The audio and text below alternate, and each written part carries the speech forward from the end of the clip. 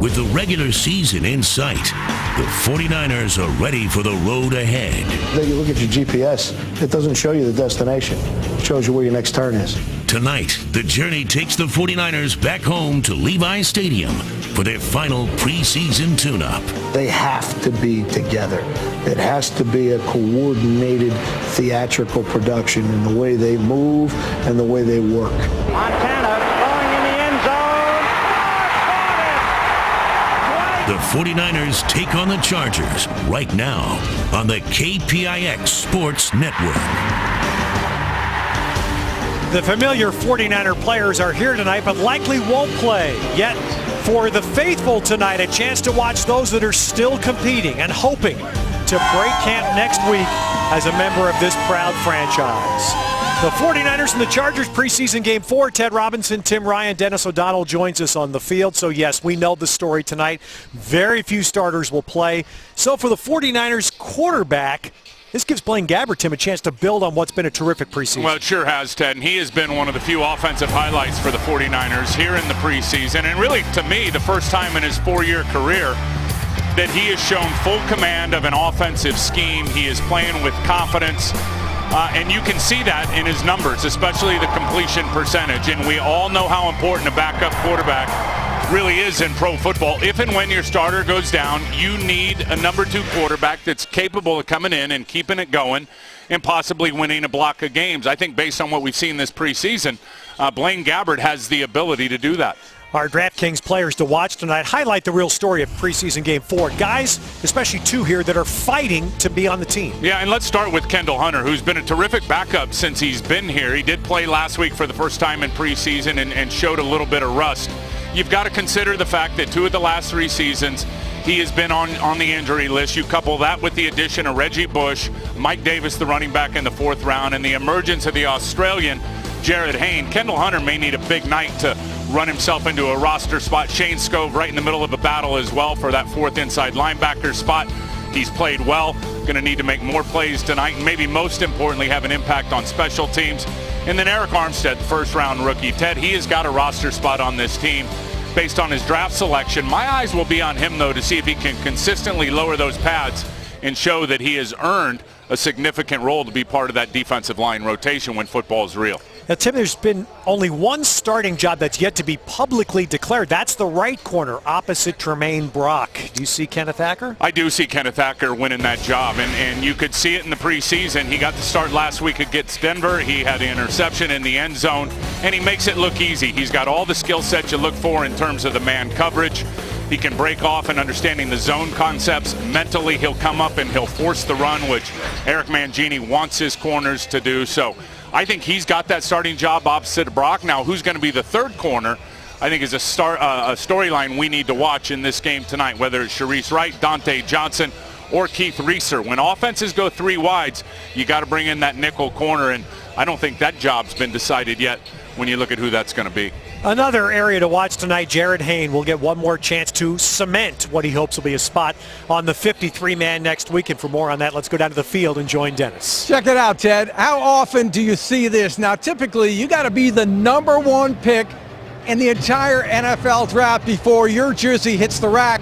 But Jared Haynes was at the 49er team store just a few days ago. Incredible story. The Australian ex-rugby player, Jared Haynes, leads the team in rushing and has arguably been the 49ers preseason MVP. Now, typically, a guy of his stature doesn't get a lot of coverage, but there are 20 Australian members here to cover him 2 weeks ago in the game against Dallas. Now, there has been a report in Australia that Haynes is already a lock to make this roster. The 49ers say that's not true, despite his jersey being in the team store. One other quick note, the Australian TV station ran these 2 announcers from Channel 5 doing their best down under impersonations. Vegemite sandwich, I think one of them said, and shrimp on the Barbie. So you guys are being heard live in Australia.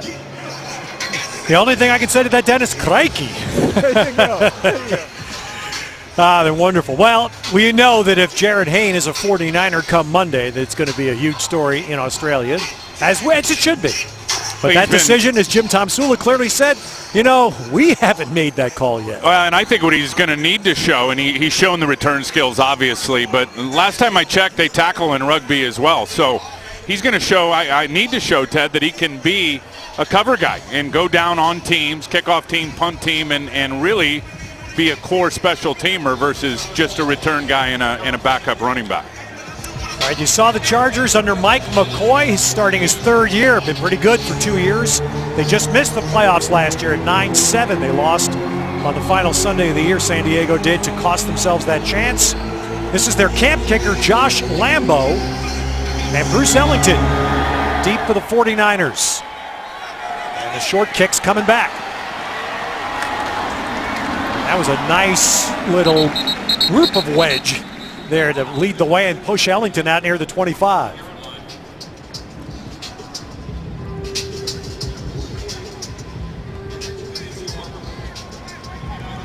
And so as we get ready for the first 49ers series, in fact, the quarterback is Dylan Thompson, the 3rd quarterback, undrafted, South Carolina. We've seen him play mostly late in the game so far. Is he going to get a complete game tonight?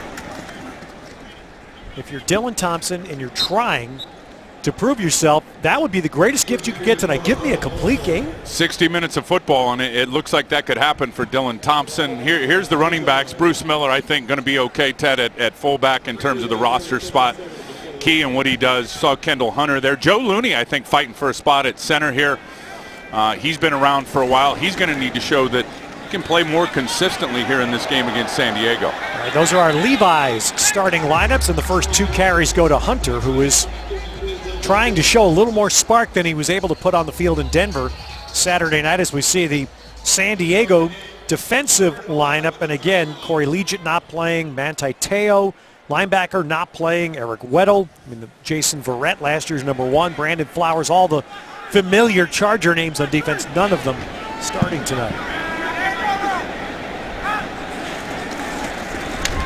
It's just a 3-man rush, but a nice center throw, and Ellington's running. And Ellington may not get caught. Touchdown. Wow. 70 yards. Dylan Thompson is loving life right now. Well, you can't execute that any better. So good to see Bruce Ellington back in uniform. He'll come here and flash right to the inside. Great throw on time. Poor angle by the safety.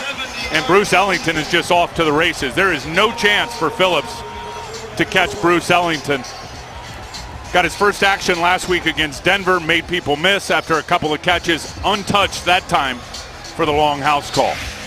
What a help that would be for the 49ers to have a healthy Bruce Ellington to start the year, because that element that we saw flashes of that from Bruce last year.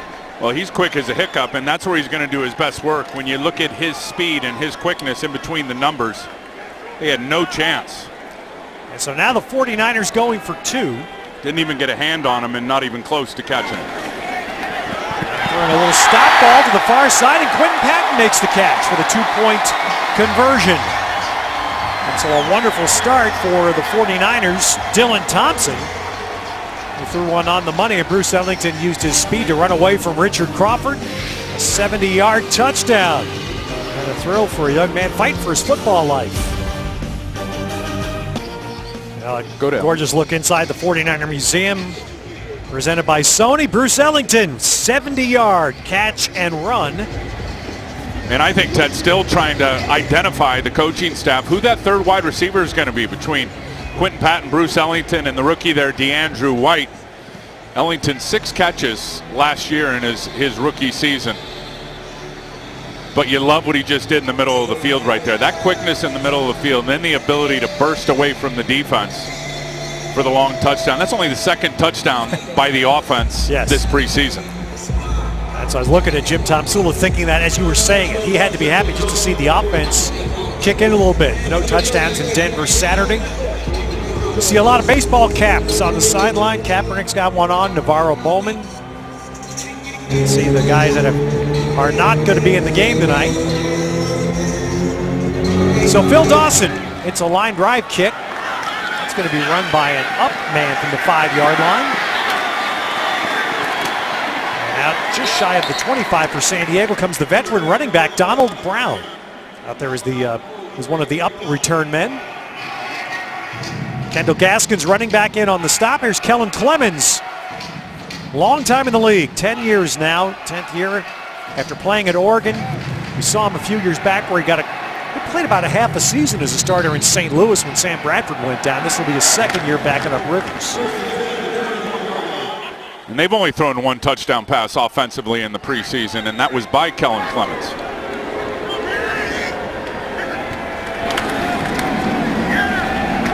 Of course, San Diego this year has revamped its run game. We're not going to see how tonight. Brandon Oliver gets that carry as we see the Levi's starting lineup for the Chargers. Their #1 draft pick, Melvin Gordon, won't play tonight. Jacoby Jones, familiar name, is here. Yep. Antonio Gates, by the way, not playing, and he won't play the first 4 games of the regular season. They've also redone a little bit on their offensive line. San Diego has. We won't see it. Yeah, they are massive now. They got Orlando Franklin, who came over from Denver, and Joe Barksdale from the Rams. And Oliver. It's easy if you're a longtime football fan. You watch Brandon Oliver and you just go, "My God, is Darren Sproles back in San Diego?" I mean, doesn't that flash back to you? Yeah, all you got to do, the number flashes back, but the quickness is certainly different. Look at Purcell.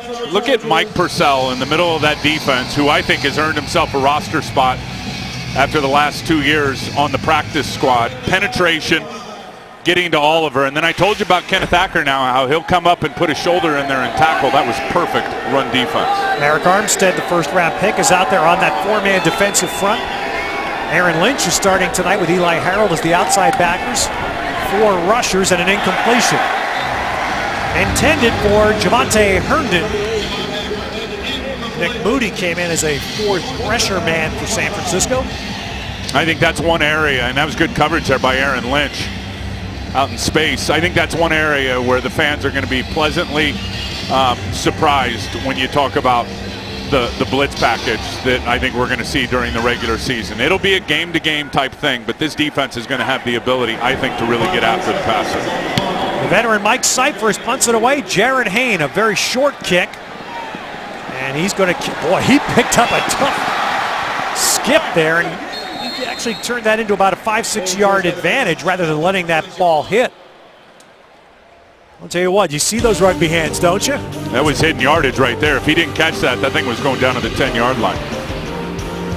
It is difficult if you've been around the 49ers as a fan, a follower at all in recent years to not have a part of you tonight pulling for Kendall Hunter, who has fought back now from a 2nd season-ending injury to get a shot. He stayed here last year to rehab.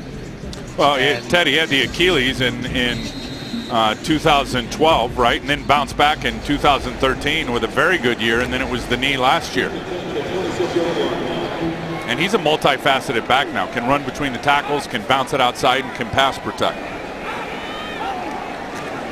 First down, and Hunter smothered, blasting through there before that play ever had a chance was Ricardo Matthews. This guy can play now. We saw him last year in the regular season. He's just going to take an inside charge on Brandon Thomas, who's lining up at right guard tonight, and get a big tackle for loss in the backfield. That's an interesting take right there, Tim. It is Brandon Thomas starting, Jordan Devey not at right guard. The screen set up to Hunter. This is what Kendall Hunter, and he's worked hard enough to deserve this shot, to show not just the 49ers, but anybody else watching in the NFL that he has something left. No question. How about Dylan Thompson? Pressure right in his face from Ryan Carruthers, and he gets it off accurately to Kendall Hunter. A nice little cut back inside. After that tackle for loss, now they're sitting in a 3rd and short. But number 60, Tim pointed that out, Brandon Thomas is playing right guard, which is notable inside football as that 3rd down play smothered up, because last week the 49ers shifted him to left guard, saying they felt, Jim Tomsula talking, that they felt Thomas was better suited to play left. Well, I think the thing, when you talk about backups and your depth players up front offensively, they've got to be able to play both sides in multiple positions. You never know who's going to go down, whether it's your left guard, your right guard, left or right tackle. So these guys got to be cross-trained on both sides of the football in terms of right or left. Running off there with Thomas was 77. Trent Brown, rookie 7th round pick, who's a man that is projected to be the potential swing tackle. Very, what you said, Tim, the guy that could go on either side of the line, is Pinion's punt drifts and takes the return man Herndon out of bounds. 47-yard kick, which takes us to timeout. Well, every day, even during football season, when there's no game going on here, take a tour of Levi's Stadium, this magnificent state-of-the-art multi-purpose stadium, which features, of course, a fabulous 49ers museum and much more. For information on how to book yourself or your group a tour, visit levisstadium.com/tours. Most active stadium I've seen. I mean, you come up to practice, I do just about every day. There is always action in front of Levi's Stadium with people taking the tours. Come at lunch and go and see Michael Meenan to make me a burger, Michael. All right, Kellen Clemens now starting San Diego's second possession, and he tried to squeeze one in there to what appeared to be an open receiver, Javante Herndon. He was open late. Aaron Lynch just turned him loose. It looked like he and Kenneth Acker were confused on who was supposed to cover Herndon. And both of them held up, and he broke free. Clemens couldn't hit him. So there's Lynch, and he's playing early tonight. We did not see Lynch until the second half in Denver. And I think this is all about him getting his football conditioning up. I mean, he is going to be a main player on this 49er defense. Bosky Tart, second-round picks out there as a safety right now, and this time Clemens delivers it opposite side of the field, but same intended receiver. And a first down catch by Herndon. Did you see Tony Gerard-Eddy out there in coverage? Kellen Clemens saw that. Watch Gerard-Eddy. You're not going to see him here in the screen. He's sitting out there, number 63, out inside the numbers. Look at that. Lining up an outside linebacker, trying to reroute the receiver. Got to get back in the throwing lane, TJ. This is different look for Gerard-Eddy, isn't it? I can't recall seeing him in that position before. 49ers jam up that first down run. And I will say this, and he has played some good football when called upon the last couple of years for the 49ers. But when you look at the depth up front for this team, and you look at how well Mike Purcell has played, and you look at Eric Armstead, Tony Gerard-Eddy, frankly, probably playing for a roster spot tonight, Ted. And that is the one area, along with tight end, where this team does have depth, where Brandon Oliver gets a carry here, runs into Nick Moody after pushing it across the 35. But Tim, we often talk in preseason about positions where you're going to cut players that will be picked up by other teams. Would you suspect, and I would think D-line is that position for the 49ers? Oh, there's going to be players here on the D-line that get cut that'll play elsewhere. That's a pretty good job by Eric Armstead right there, holding up on that double team. What you want is Gerard-Eddy to be able to squeeze down that tight end and shrink that hole so there's no running lane there for the running back. But you got to appreciate Armstead right there, the first-round pick with his low pad level, battling that double team. All right, Chargers need 6. Clemens looking for it through the air, and he's got Donald Brown in the flat. And the 49ers close and look like they drop him just short of the stick. Nice close there. Craig Dahl out there running along with Keith Reeser and eventually Nick Moody. And that's a busted coverage by somebody. A linebacker did not get out there to cover the running back on the swing route, and you can see Donald Brown pops out right there and looked like Nick Moody went the wrong way, and all this open grass in front of him. That's a good tackle by Craig Dahl to hold him short of the first down. Craig Dahl, another veteran, probably playing for a roster spot. He's been a sturdy special teams guy here. Cypress has time after dropping the snap, has time to get it away, and Hain is coming back from the 5-yard line with it. He advances the ball out about 7-8 yards. There's also a flag down at the line of scrimmage. Just a couple of yards past the line.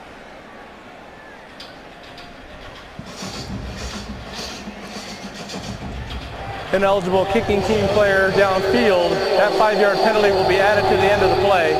First down. So I'd say one thing we've seen about Jared Hain, he has confidence in his hands. And there, he again saved the 49ers. They're going to start close to the 20-yard line now. A quick touchdown tonight from the 49ers. Dylan Thompson and Bruce Ellington end up being the round table perfect combo. Perfect route, perfect throw, right in between the linebacker and the corner. And then Ellington just turns on the Jets. And you hope, it's hard for young receivers to transition into the pro game in terms of reading coverage and option routes and everything else. And you hope in year number 2 that Ellington has that mental development you're looking for. Play action on first down. That's going to be caught but not inbounds. Jerome Simpson taking that out of bounds. And what you saw a moment ago is pretty clear indication Dylan Thompson's going the distance tonight. You saw Kaepernick and Gabbert standing there. There they are, both with baseball caps on. Vance McDonald is not dressed tonight, standing right behind. Yeah, there's Vance right there. But those look like two quarterbacks that have a night off. It's like two quarterbacks that are going to be rested up for the Monday night opener against Minnesota. Mike Davis, the rookie, fourth rounder out of South Carolina, gets a short carry. So there's another combination that had a lot of practice together in college. Thompson and Davis playing together. Well, let's remember Dylan Thompson, South Carolina, and I believe he set a South Carolina record in passing yards, also threw to Bruce Ellington at South Carolina. So that's not their first hookup either.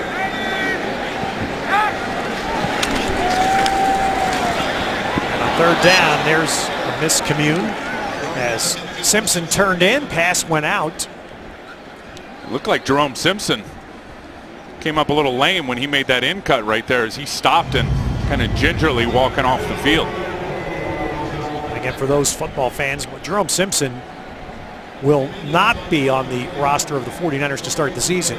He will be suspended for the first 6 games and arguably, by the NFL. Yeah, and arguably, Ted, when you watch practice, he may be the most consistent receiver when you talk about 3 through 6 in practice. Fair catch. So Bradley Pinion, and that's a nice sign. He hasn't had a lot of sterling punts in the preseason games. He's had 2 pretty good ones in the first quarter tonight. The last time these teams played on this field, Colin Kaepernick's greatest running play in the NFL, and here's the Infinity innovative move right there on Eric Weddle. That was more than innovative. That was wicked. Eric Weddle, one of the better safeties in pro football, had his feet stuck in cement. Watch this move right here. Bang, no chance, untouched. 90-yard touchdown run by Kaepernick. That was a painful game, however, for the 49ers. They had a huge lead against San Diego last December and ended up losing that lead and losing the game in overtime. Yeah, Phillip Rivers down 28-7, 4 touchdown passes in that game. Eric Armstead again showing up. Watch the penetration. Look at him just drive Huey, the offensive guard, back into the backfield. Keep his eyes on his target in terms of the running back. It's one of the better plays for Eric Armstead here in the preseason, now working that left shoulder out. So this first half you're seeing Armstead out there, Mike Purcell playing on the nose. Aaron Lynch. You got Acker out here. Acker there at the bottom of the picture. Swings to the near sideline. That's Donald Brown. Again, the veteran running back, former Indianapolis Colt. Run out of bounds there. Lynch. And I would assume that the defense is going to see a lot of this type of action, this concept of getting those outside linebackers walked out in space, especially guys that aren't used to covering. Aaron Lynch has always been a rush guy. He's 270 pounds now. He's got those long arms, and he's a much better rusher than he is cover guy. You're going to see a lot of that this season, getting him out in space and trying to cover running backs and receivers. So the Chargers with a short third down. Oh, a nice spin move, Donald Brown, but there's good 49er pursuit. And Donald Brown is going to be run out, and the mark is going to be a yard short. The 49er defense, even after the spin move in the backfield, was there in numbers against Brown. Eli Harold, not a great angle. Now that's a terrific move by Donald Brown, and then able to escape the forced tackle of Kenneth Acker, but the speed shows up now in terms of the pursuit. Acker more than willing to stick his head in there. Nick Moody going and Jaquaski Tart. A good example of the speed of these young players defensively. So Cyphers will punt. This time Bruce Ellington is the return man. Hayne the last 2 times. Cyphers hangs another one deep. Ooh, Ellington, that one may not be recommended. And he's going to come back with it. Catching a ball on the 2-yard line is usually not recommended. But Ellington ran it out to the 28, then he got hit late out of bounds. It's preseason, Ted. They're going to get this ball close to midfield, I would think, after they tack on this late hit.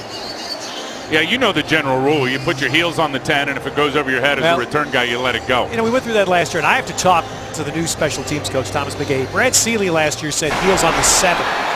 With the way punters are today, how good they are. Oh, that's not even close by John Phillips. 15 yards will be added. That's not even close. First down, San Francisco. He's 2.5 yards out of bounds when Phillips hits him. And I think, Tim, that is a measure of the respect that people have for punters, how good punters have become at deadening a ball inside the 5. Now, one note, as I just said, you know, it's preseason when you talk about the game, but the personal fouls will be at full price. They're regular season, right? Well, John Phillips may have just earned himself one right there. Yeah. Mike Davis bouncing back. Look at Thompson out there trying to throw a block for him. The quarterback trying to help his college teammates spring free, and Mike Davis ran, and it looks like he gained a first down in San Diego territory. Hey, Dylan Thompson is on his game tonight. The offensive line plays well also in getting the edge out here. Blake Bell able to secure the edge on the outside linebacker. But watch the quarterback, Dylan Thompson. He's actually going to get a pancake. Knock the guy down, and Mike Davis pushes it for a first down. And there's a flag down after Thompson's pass, and that's a nice catch. Xavier Grimble, the guy fighting for a job here. Practice squad tight end for the 49ers last year. There was a flag, in fact, 2 flags thrown in the backfield. Yeah, I think Ricardo Matthews, number 90. Fouls by both teams on the play. Illegal use of hands, hands to the face. Number 77 offense. Personal foul, roughing the passer. Contact to the helmet of the quarterback. Number 90 defense. Those fouls offset. Replay first down. That's Trenton Brown on Ryan Mueller, the outside linebacker in pass protection. Had his hands up to the face. Dylan Thompson can't do anything wrong. Guy's in his face. He's throwing dimes to covered up tight ends.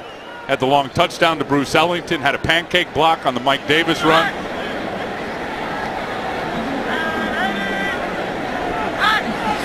So a replay of first down, and now a corner blitz, and what a move by Thompson.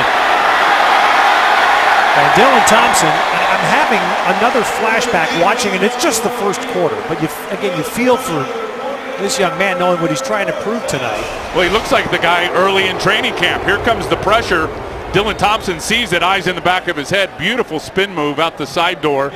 Wisely runs out of bounds. And that's the guy, Dylan Thompson, that I watched in the offseason through the mini camps and as they were in the OTAs. This guy was fearless in terms of fitting tight balls in there, showing some mobility. It didn't show up in the first couple of preseason games. It's showing up tonight. Mike Davis runs inside. Brian Hampton's with us here. He'll know exactly what my flashback is. Scott Tolzien. And I believe it was 2011, because these teams traditionally play the 4th game.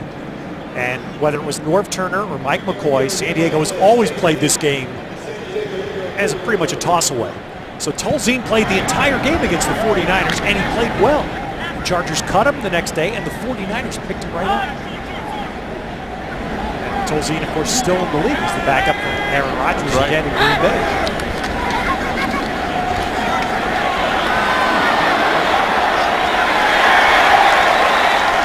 And then Thompson showing some movement. That's Kendall Gaskins. Love the way that he knows where the grid is. I think that was Busta Anderson out there, exactly. The tight end said. And he's just going to leak out. You're going to see him. He's going to hang into block, and he's just going to go find an open spot. Again, nice escape, extending the play by Dylan Thompson, and knowing the grid in terms of where his receivers are going to be without seeing him. And that time his tight end right out there in the flat now gives him a 3rd and manageable. 86, flag down, and boy, that's nice hands by Mike Davis. So we'll wait for the announcement on the flag. It's a first down gain for the moment. Illegal formation. Number 77 offense was not on the line of scrimmage. 5-yard penalty. Repeat. 3rd down. All right, so here's a foul, Tim, that gets enforced. A lot of times I think it's early in the year. Is how close Trenton Brown has to be. Well, and his head's got to be in the plane of the waistband of the center. And I'll tell you what's different over the last couple of years, and it's been a point of emphasis in the NFL, is they used to give that guy a warning. There's no more warnings now for the offensive tackle that he's not close enough to the line of scrimmage. It's an offensive tackle trying to cheat as much as possible, get as much of an edge as possible. That sense of the word. That's that Ellington. And You see it at times, it's enforced with varying degrees of severity. But your point's well taken. It used to be, hey, you got to get up there, and now it's just throw the flag. And watch him right here now. He doesn't need to cheat. He's got the ability now. If he gets his hands on you, it's going to be a wrap. And the more he learns to hold and hold efficiently, which all offensive linemen do, Ted, he's going to continue to improve as a player. Fourth down here, they're going for it. Yeah, needing 11. But this situation in this game, this night, Jim Thompson whistles, why not? Let's go. The way 13's blitz. playing. And they get to him. So that was an extra blitz, and that's a little sense of redemption. Richard Crawford, who got burnt for the touchdown pass, comes in there on the blitz and gets Thompson. And there he is right there. And it looks like Ian Silberman was supposed to turn out the protection that way and pick him up. Kendall Hunter was looking for the guy inside of him. Definitely a miscommunication there in the protection scheme and who was supposed to pick up Crawford. So the Chargers take over on downs.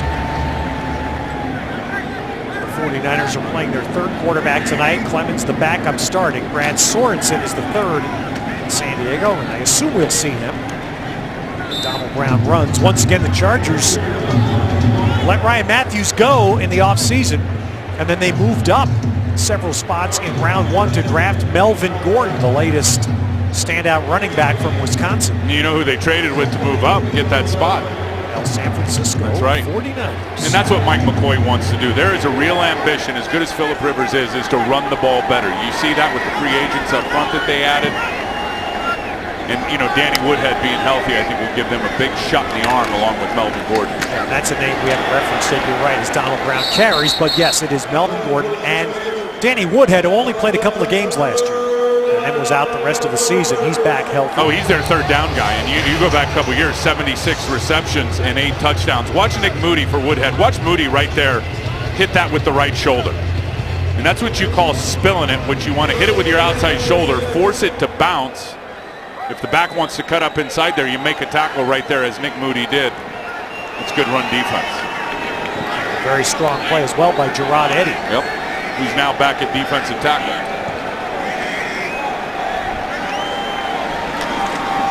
Pressure by Eli Harold. And Clemens getting away, but he's pushed down from behind, and it was Lynch chasing.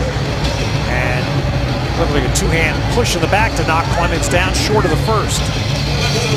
Aaron Lynch, here he is here, and he's going to come around the corner. Eli Harold up the field, so Clemens dips up inside. Now watch Aaron Lynch turn on the Jets. And yeah, he was not risking a horse collar tackle right there. Just a two-hand shiver right in the nameplate of Kellen Clemens to knock him down and force the fourth down. You know, so many guys run from behind and they're tracking in hot pursuit like that, and they reach into that collar and yes, rip a guy to the ground. And you also will always see from behind, you'll see the club trying to knock that ball loose. Right. San Diego here taking the 5-yard delay. Delay of game, offense, 5-yard penalty, fourth down.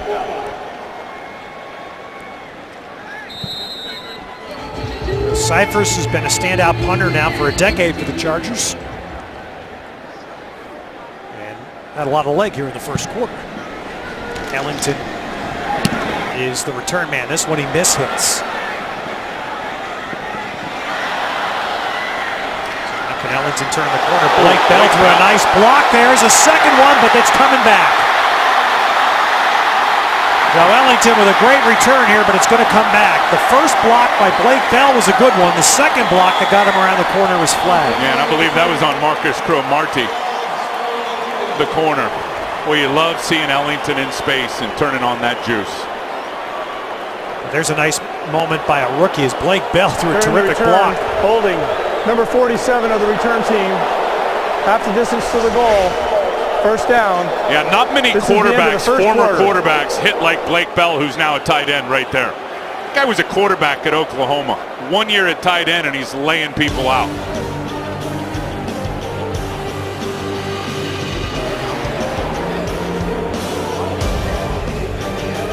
Second quarter at Levi Stadium. Ted Robinson, Tim Ryan, Dennis O'Donnell, our KPIX sports crew. producer Sean Madison as we start the second quarter of the final preseason game. Kendall Hunter gets another carry.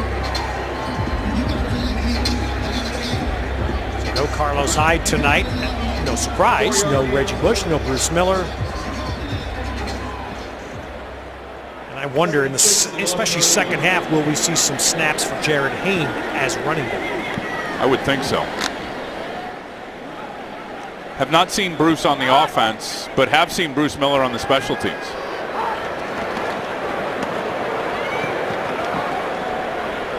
Slash off the right side, so Hunter in 2 carries gets 7 yards. It'll be a short third for the 49ers.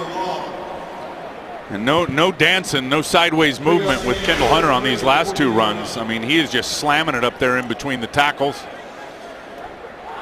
Runs through Phelan's arm tackle attempt right there, and as you said, it's got him in a third and short. That one off the hands of Thompson, but a flag.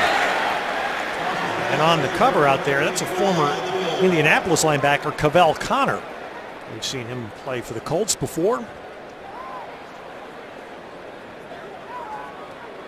Now remember, he played well in the game here last year. Prior to the pass, holding. Number 23 defense, 5-yard penalty, automatic. First down. Steve Williams on the flag there for San Diego. Well, coaches obviously don't like penalties, but when they're on third down and you get a stop, it really gets in their craw. And there's Jerome Simpson right there, who's trying to make his out cut, and Williams has got his hands all over him.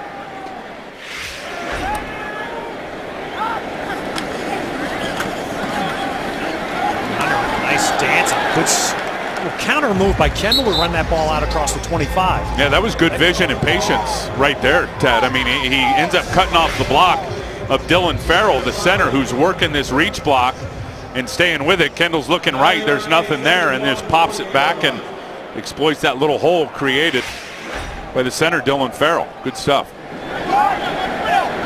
Hunter's getting himself a whole bunch of action here in the first half. Time he's gobbled up. That's Ryan Mueller, 34 on the tackle for San Diego. I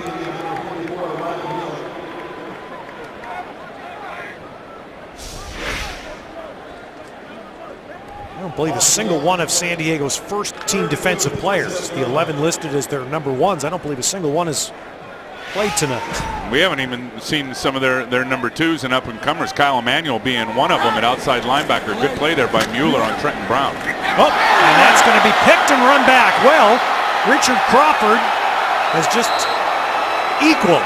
He gave up a touchdown, and now he scores one. And only the second turnover by the offense this preseason, both of them by Dylan Thompson. And that's not a well-thrown ball as he looks out to the right to DeAndrew White. He is under pressure, but that's high and behind DeAndrew White, and really an easy interception by Crawford. It's Cordario Law coming in to hit Thompson as he throws this ball that was intended for DeAndrew White. But here you see the pass behind, and Crawford ends up turning that into a fairly easy pick 6, and San Diego will go for 2. Crawford is a third-year player out of SMU. He had his eyes on that one the whole way. I mean, you could tell he was reading the eyes of the quarterback, and Dylan Thompson let it go. Made a nice break on it.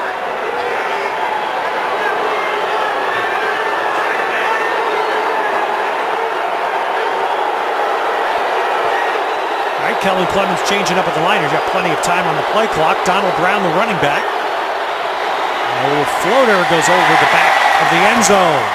Herndon was the receiver running. And Jimmy Ward just getting his football legs underneath him. It's pretty good man coverage sticking on Herndon right there. Down, the 49ers score at Levi Stadium will be marked by a one-of-a-kind football representing that touchdown, and it's awarded to a deserving fan for their faithfulness. To nominate someone for the next Faithful Football, just email faithfulfootball@49ers.com. And so a defensive score by San Diego, but they don't convert to 2. Brian Hampton's run the numbers for us in this preseason with the new rule. 23% of the touchdowns in the preseason were followed by a 2-point try. I thought, Tim, that number would be higher. Yeah, I'm with you on that. Brian Hampton pretty good at running numbers. These usually have a lot of commas in them. There's DeAndre White with a nice run back out across the 20. But I thought with this new rule, I thought coaches would in a nice way, play with it and experiment with it. And I'm surprised. It's still up. It was 10% last year of a 2-point conversion try. So if you're surprised by that, tell us. Send Tim your questions. Use the Twitter handle @KPIXFootball. We'll have, I think, a decent amount of time in the second half tonight. That's just a wild guess on my part to get your questions Take for Tim. Some tweets.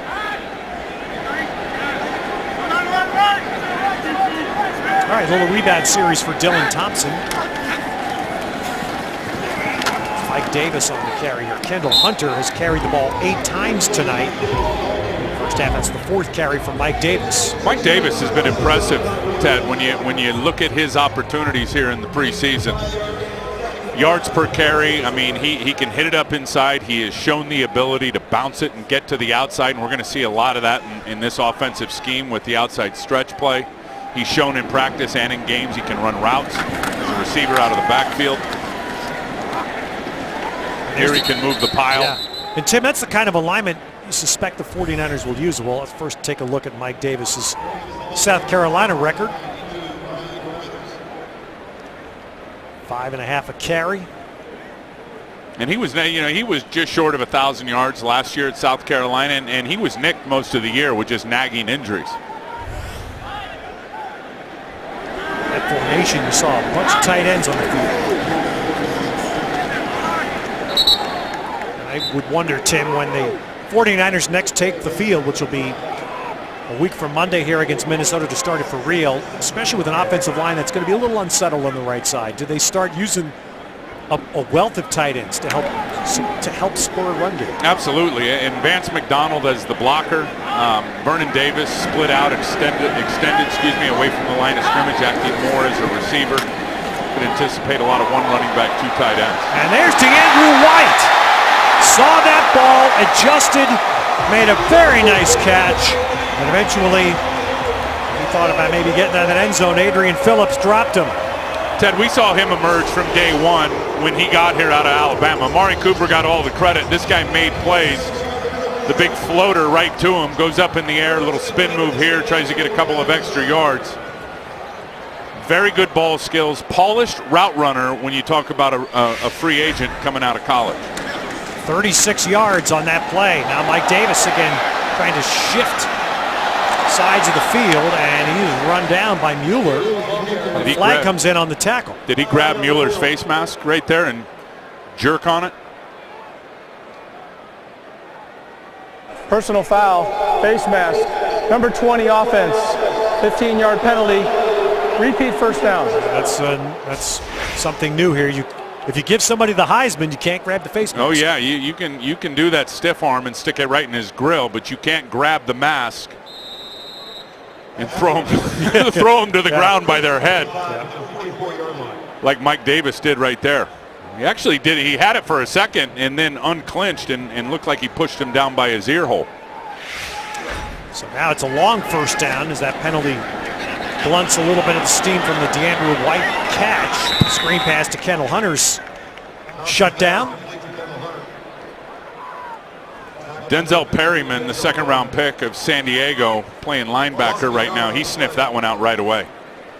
When linebackers are sitting in zone coverage and they sniff it out, put their foot in the ground and go get it. You saw Perryman do that, but Kendall was able to shake him off though and get a little something as Perryman hit him.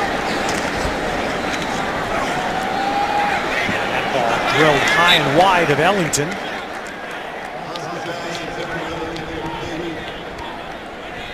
Now Thompson picking himself up after taking a hit. You don't like to see that with Blaine Gabbert cold on the sideline. 2 baseball cap quarterbacks on the sideline. I wonder how rusty Blake Bell is at taking snaps from center. I bet he could do it. Yeah.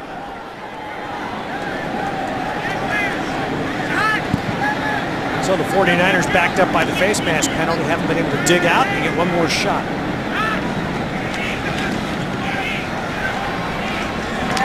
get a few yards here, but San Diego doesn't let Ellington free, and the 49ers will send the punt team out.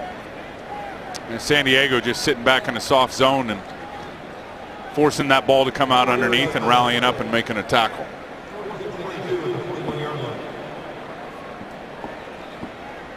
We've seen his best punting tonight. Yeah, so far. And when you look at what this guy did in college, I think tonight he's finally decided to relax and just stroke it. We've seen what he's capable of. Hunter, now he's going to drop the nose and hit the rugby punt. That one's not very good. It's just not, that's not a good punt. Oh, I can jinx a guy in a heartbeat now. And he's disappointed. He knew that. He just didn't do that the way you'd like. A day dedicated to fitness. The second annual 49ers Rush presented by Subway takes place September 19 here at Levi Stadium. For more information and your chance to participate, visit 49ers.com. I know you'll be up here. You're a picture of health. I think we'll be in Pittsburgh that day. Going to get Tom Sula to get us sandwiches at Homestead. There's their second game in Pittsburgh. 20. Pass here to Ernie. 49ers did not get a great schedule break to start the year. So they'll have a short week to play Pittsburgh week 2, and the Steelers have about 4 weeks between games. Is that right? Steelers, of course, open the season, but they play the Thursday night game next Thursday in New England, so they will have 10 days to get ready.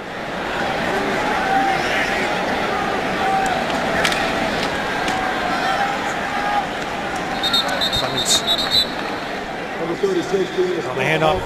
Stramius Smith on the carry, as you see the 49ers opening Monday night here against the Vikings, and then the back-to-back roadies. The season starts with a decent degree of difficulty. Yeah, and coaches love to look at seasons in 4-game blocks. This will be the first quarter, and some pretty good offenses when you look at those three. And of course, Minnesota will be coming in here with an angry Adrian Peterson for Monday Night Football. It's really murderer's row now when you look at the schedule all season long, playing the AFC and the NFC North division. A short third down carry, and San Diego gets it with Smith on the carry. And there's some similarities, Ted, when you look at San Diego in their schedule. I mean, they're playing the same division teams that the 49ers are playing this year. Mike McCoy and his team, they'll be lining up against the AFC North and the NFC North as well. You know, nobody expected him to go 9-7 when he came over from Denver, first year as a head coach with the San Diego Chargers. Got the Chargers into the playoffs. They were beat by Denver in Denver and out. He's done a fine job of coaching and bringing Phillip Rivers back. And of course, coming off the Denver situation, he had that pedigree.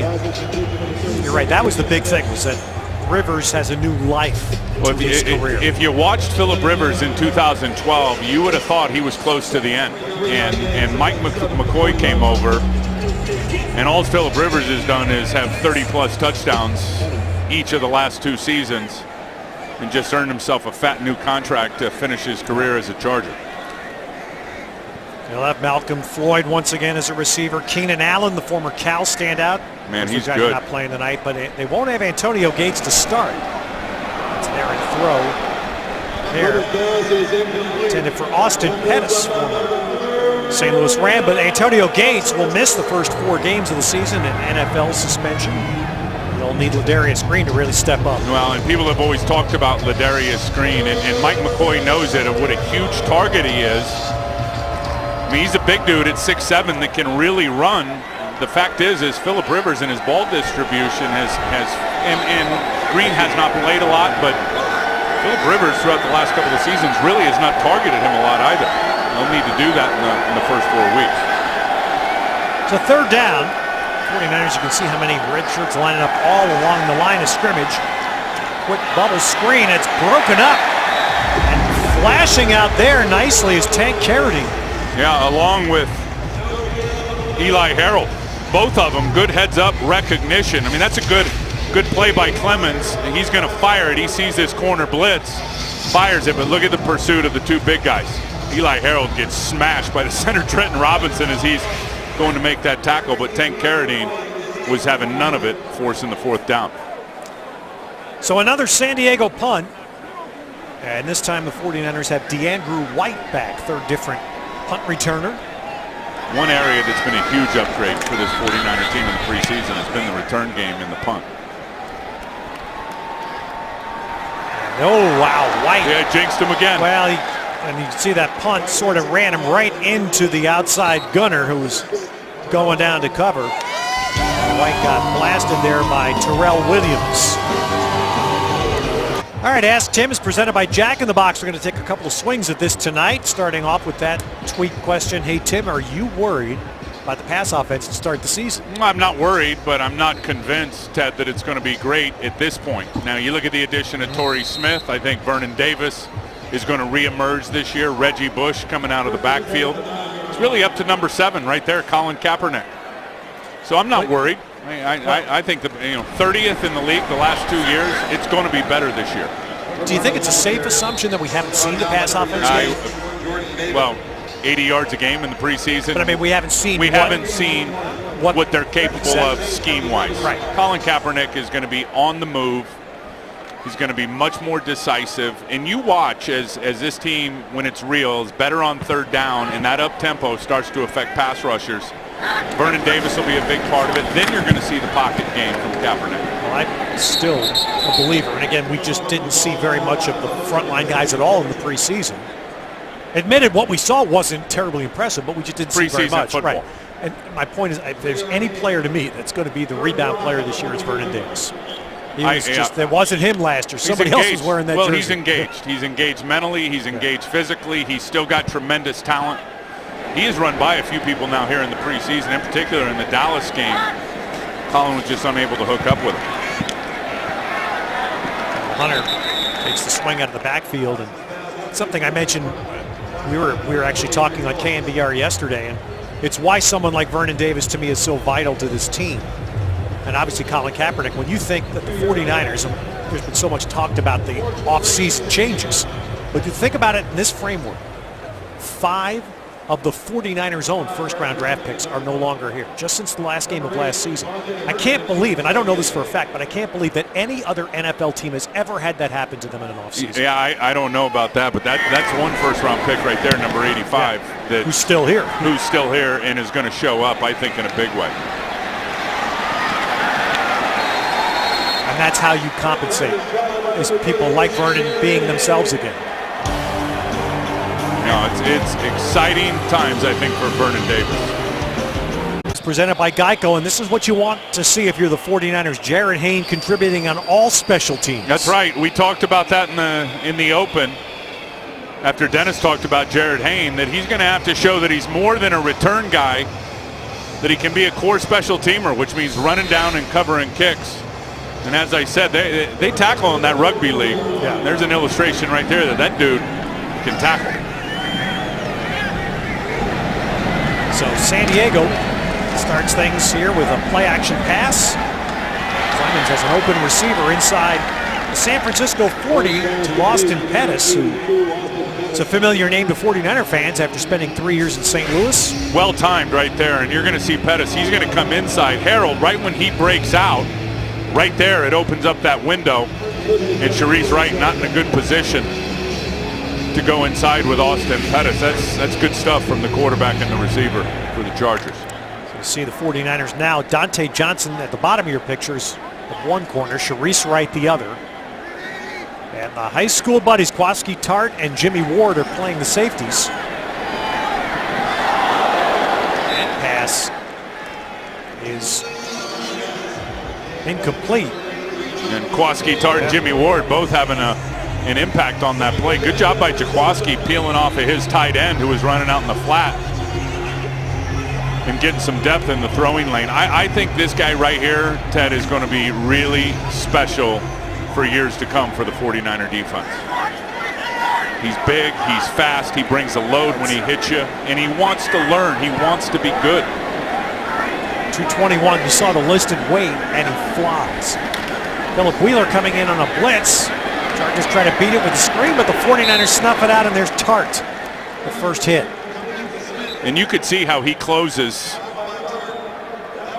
on this play. Good recognition to see the screen, and then he just puts his foot on the gas pedal and comes up. Dramius Smith, the receiver, and I'm with you, Tim. I think we've preached this for 4 weeks now. That's going to be an impact rookie. Oh, and he's going to have a role now in multiple positions on the defense, whether it be inside linebacker in the dime or traditional safety. That ball through the hands of intended receiver Williams. 49ers brought Jimmy Ward there on a little blitz off the left side. So now San Diego facing fourth down in that no man's land. They may well go for it. I mean, you think of Jaquaski Tart, Ted, as he's just learning the game. Second round pick, small school out of Sanford. This cat didn't start playing football until his senior year of high school. He's still learning the game. Tim Lewis, the new defensive backs coach, but a long time in the league, played in the league as well. He told me about the tape he watched. We'll get to that about Tart after this fourth down.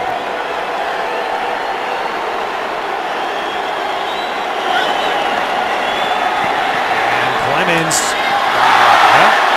That's a tough break for San Diego because that's a first down. Should have been held by Williams. And Tyrell Williams open in the void in that zone. Clemens feeling the pressure, fires a dart. Williams maybe feeling some footsteps as Scove and Dante Johnson were converging on it. You got to catch that ball. Yeah. So Tim Lewis said, the tape he watched on Tart, he watched 3 games that Tart played in college: Alabama, Auburn, and TCU. Pretty good competition. And that's what he said he wanted. And he said especially the TCU game, Tart was a standout, impacting the game against the top level college competition. Well, and compound that with what he did at the Senior Bowl against the 2-minute college warning. football's best seniors. That guy showed up with attitude. That's the part. Early. When is it not a beautiful night here? Early in actually we're still late in the summer. We're not early fall yet. It's football. I want to say early fall. And there's a big all-out pressure on first down, and Thompson unable to pull the trigger. Eventually pays the price. And John Pagano, the defensive coordinator, and now Mike Nolan, the new linebacker coach. I mean, he's just sending these guys. You got a safety coming off the edge. You got the linebacker coming up the middle. Too many Chargers for the 49ers to block up front. Mike Nolan, nice addition. He replaces Joe Barry as a linebacker coach, and Mike McCoy and John Pagano are happy to have him. Nolan got swept out in the coaching change in Atlanta. I was looking at that when I saw that he was in San Diego, Tim, and you think the life of a coach.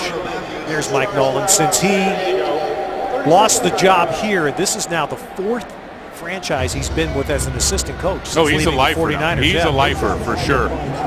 His dad was a lifer.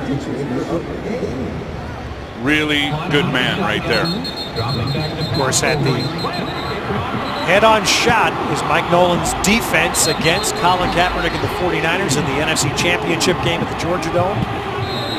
And Kaepernick, the 49ers engineered a tremendous comeback. They got smoked in the first half of that game. Came back to win to get to the Super Bowl. Yep.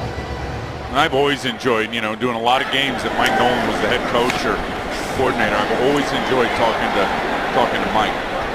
There's Jared Hayne getting a carry from scrimmage on third down. So Hayne, who's returned a couple of punts, covered a punt, now gets his first carry from scrimmage. Yeah, and they're just trying to get some extra yards here, hoping to catch San Diego slipping before they punt.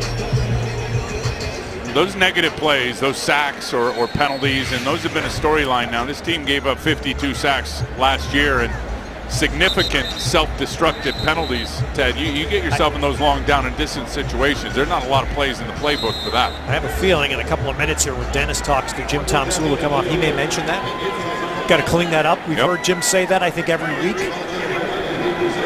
Yes, the face mask penalty took the 49ers out of a chance. Sack did. So Pinion trying to hit a better rugby punt, but not a very good one again. You should let Hayne kick that one. Yeah, that's an area that Pinion is, I'm certainly going to be working on. That one barely got inside the 20. So San Diego will have a minute 7 and a timeout. Certainly enough time for them to navigate the field. It's so much fun watching Jimmy Tomsula coach out of practice, and I love the way they coach now. And really uncommon for the coaches to stand on the sideline and let the players handle practice in the middle of the field, simulating the game. There's one guy behind the offense or defense, and always behind the offense, and it's the head coach, Jimmy Tomsula, preaching score, clock, and down and distance. Situational football and yelling tempo. He's throwing a good tackle there as Phillips caught that pass and is upended right away by Ward. That's why Jimmy Ward was a first-round pick now, coming out of Northern Illinois. He will smash you in terms of tackling, and he just puts his shoulder right through the knees of Phillips and flips him. And there's Tart coming up to drive Phillips out of bounds. That is right at the first down marker, but short enough they won't measure. It'll be third down. Jimmy, he had the foot last year. Played better as a slot corner, a nickel corner, than anybody ever gave him credit for. Had the tough game against the Bears. Other than that, he played well. And now just getting his football legs underneath him and dealing with that foot at the start of training camp. Wow, and there's a good aggressive hit by Craig Dahl.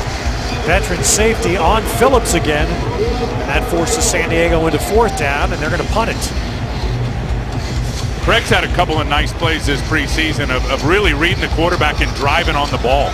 Remember the interception he had against the Cowboys in the second game? I mean, he was all over the tight end right there. And once he saw that non-throwing hand come off the ball with Kellen Clemens, he knew it was coming out. Broke hard and got a big pass breakup. So Cyphers will punt. Bangs one deep, driving White back. Looking to see if he can turn the field, find some blockers. DeAndrew White's got a lane. Well, that's a significant play on this night for an undrafted rookie, DeAndrew White. He's had a big catch and now a long punt return. He can cook now in terms of speed. You coming into this game, he averaged 21 yards, and I believe it was only one punt return. But this is a 200 state meter champion in Texas in high school, so he can go and he can take a shot. Because he just gets lifted right there and just bounces right back up off the ground. So a 35-yard return, and that gives the 49ers a chance here. 3 timeouts. They can go for something. Nice spin away there. That's DeAndre Campbell. Another undrafted player out of Washington, a Husky. He got himself out of bounds and gained 6.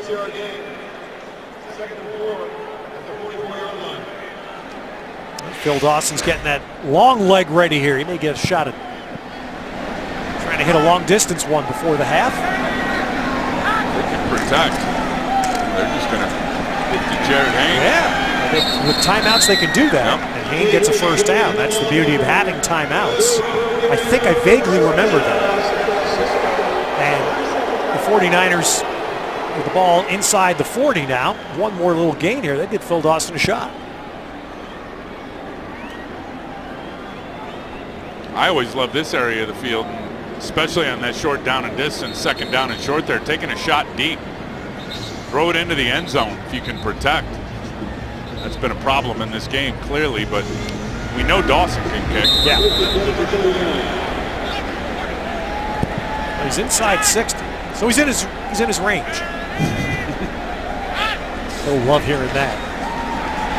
Oh, that one was dangerous. That was that throw again. You saw, I think, Richard Crawford and his eyes wide open on that, thinking he's going to get another one. Yeah, this ball's got to be down on the belt buckle, and especially when you're telegraphing like Dylan Thompson is there. You need to put that low into the outside, really where only your slot receiver, Ellington, can go get it. And that's when we talked about Gabbert earlier and his completion percentage.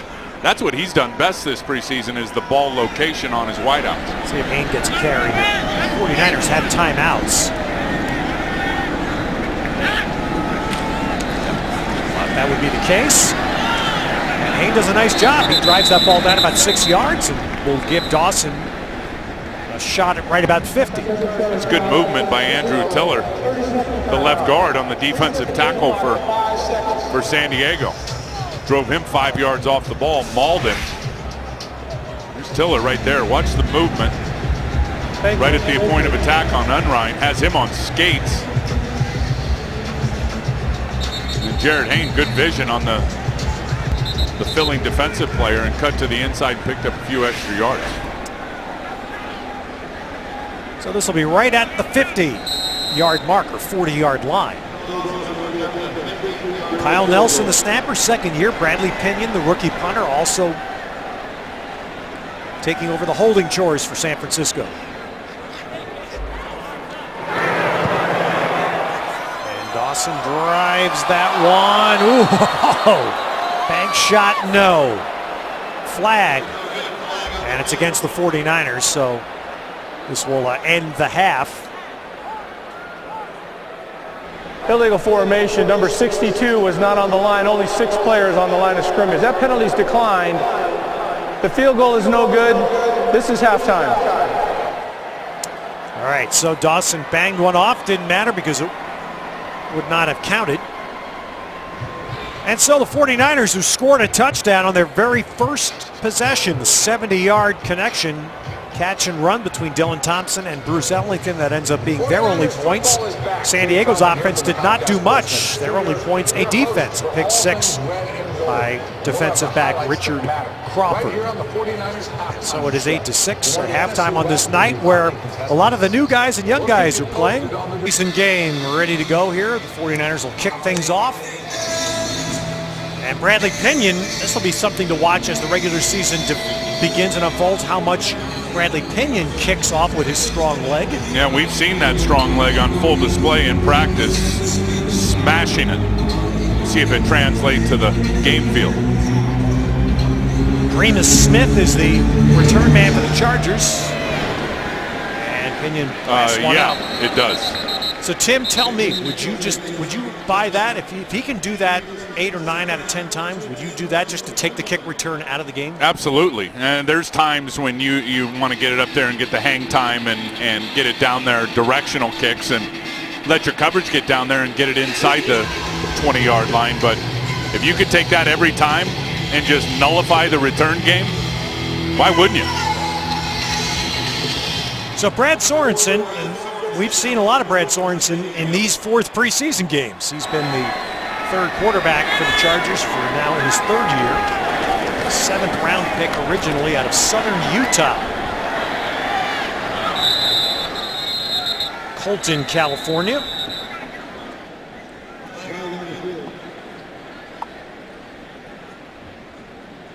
See how this, Carl Sheffers, by the way, is our referee tonight. Illegal formation, number 79 was on the end of the line. 5-yard penalty, repeat, first down. All right, so you're either too far back or you're too close. And Kenny Wiggins, who was a one-time 49er practice squad lineman, wearing 79, he got too close apparently.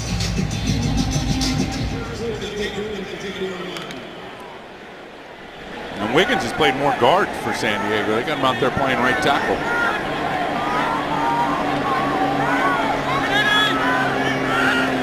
Backed up high here on Sorensen.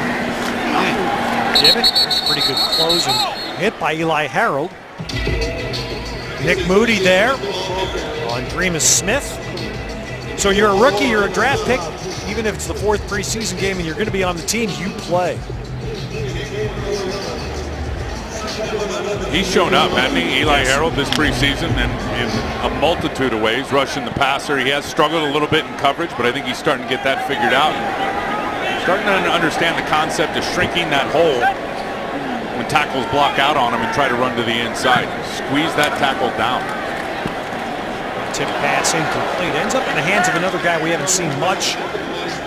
Tim, wearing number 50 for the 49ers now. Nick Bellore was a free agent signing and the kind of player that could be a linebacker fill and as well a special teams guy. Yeah, and the ball tipped right there. Bellore he's making this team. I think when he came over from the Jets. Thomas McGahee came over from the Jets as a special teams coordinator. This guy hasn't played a lot of defensive snaps. I think 25 snaps in his career in 4 years, but he is a core special team player. He can play here and he can also play outside linebacker on defense.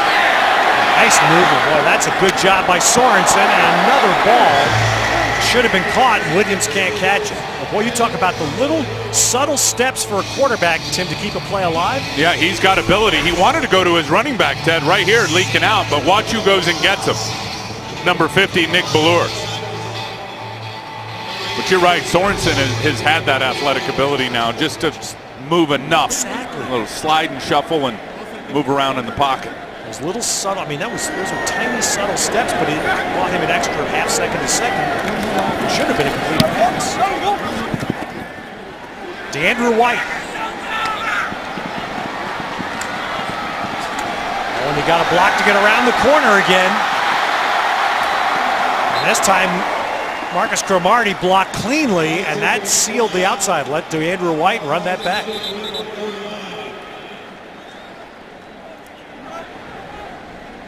I'm holding my. There's actually no flag on that play. Oh man!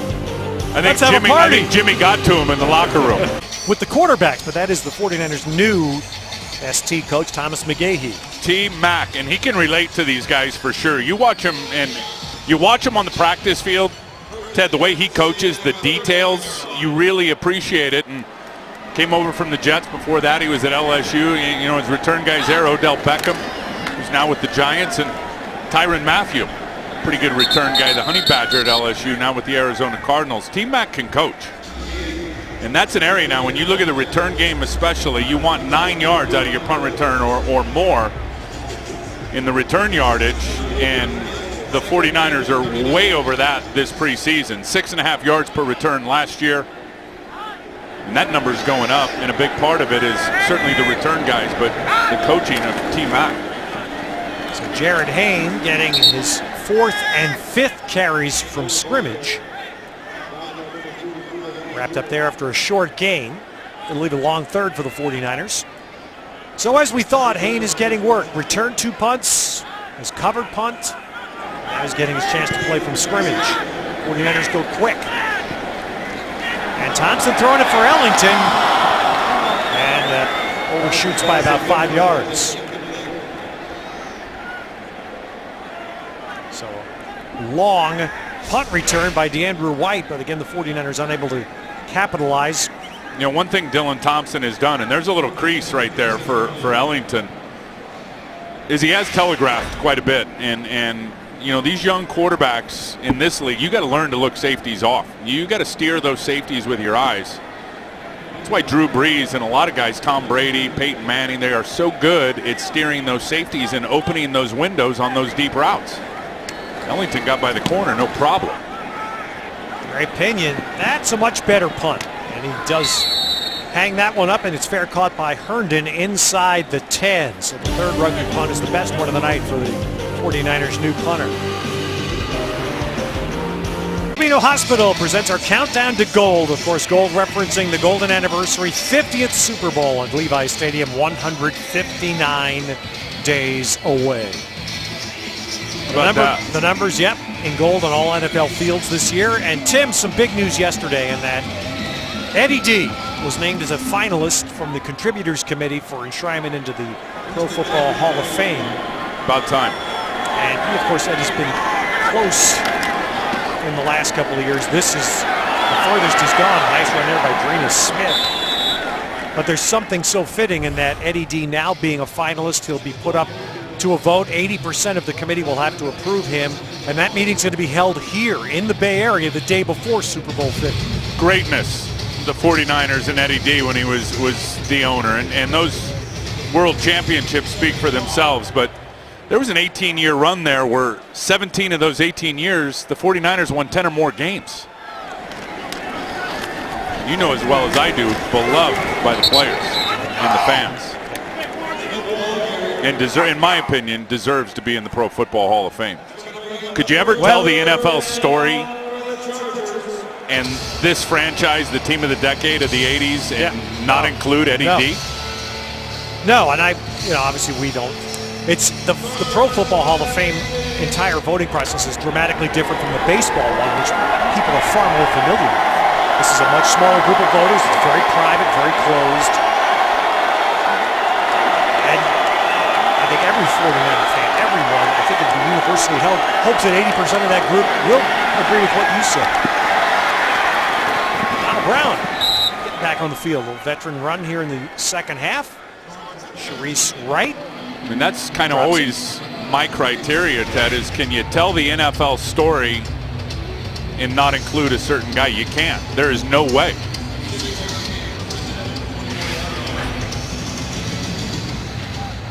With Sharice Wright, I mean, the perception was he came over from San Diego where he started 27 games for these Chargers, that he was going to be the starter at one corner. And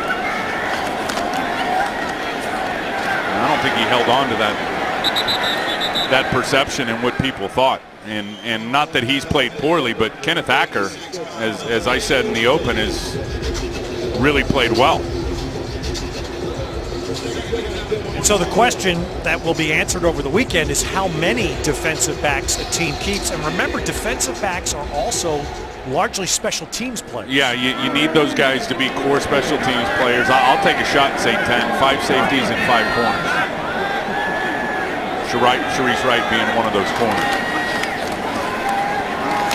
And that sounds like a lot until you realize you play. Looking at Brian, how many half? Half the snaps with 5 defensive backs on the field, and you'll play a certain percentage with 6 on the field. So you look at it that way, you think 10's not out of the question. No, it's the answer. I mean, I do believe it's going to be 10, and if you study how Trent has sliced up this roster over the last several years, and that number's always going to be close to 10. So another San Diego third. Sorensen looking for 7. Donald Brown out. He got away from Ballore there and did a good job. The veteran running back put a nice move on Ballore over the middle, got himself free and a first down. Yeah, Donald Brown is potent in the open field, but here's where I had my eyes. It's on Eric Armstead right here. We talked about him getting those pads down and being physical.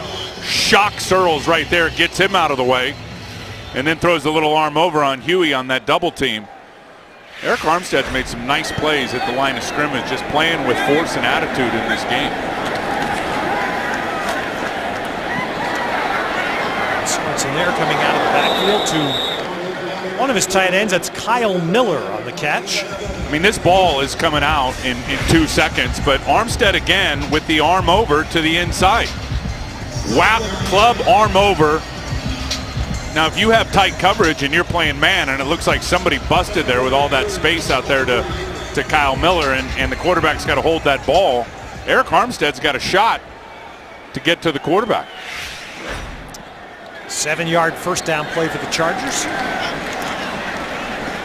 Now they'll run, and that'll be a first down gain on the ground by Smith. Dreamin' Smith on the carry. So the Chargers have punched the ball out near midfield.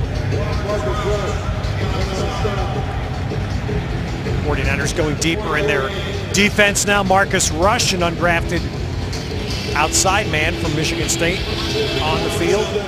He's playing on the right edge of the defensive line, wearing 45. Corey Lemonnier is on the field at the top of the defensive front.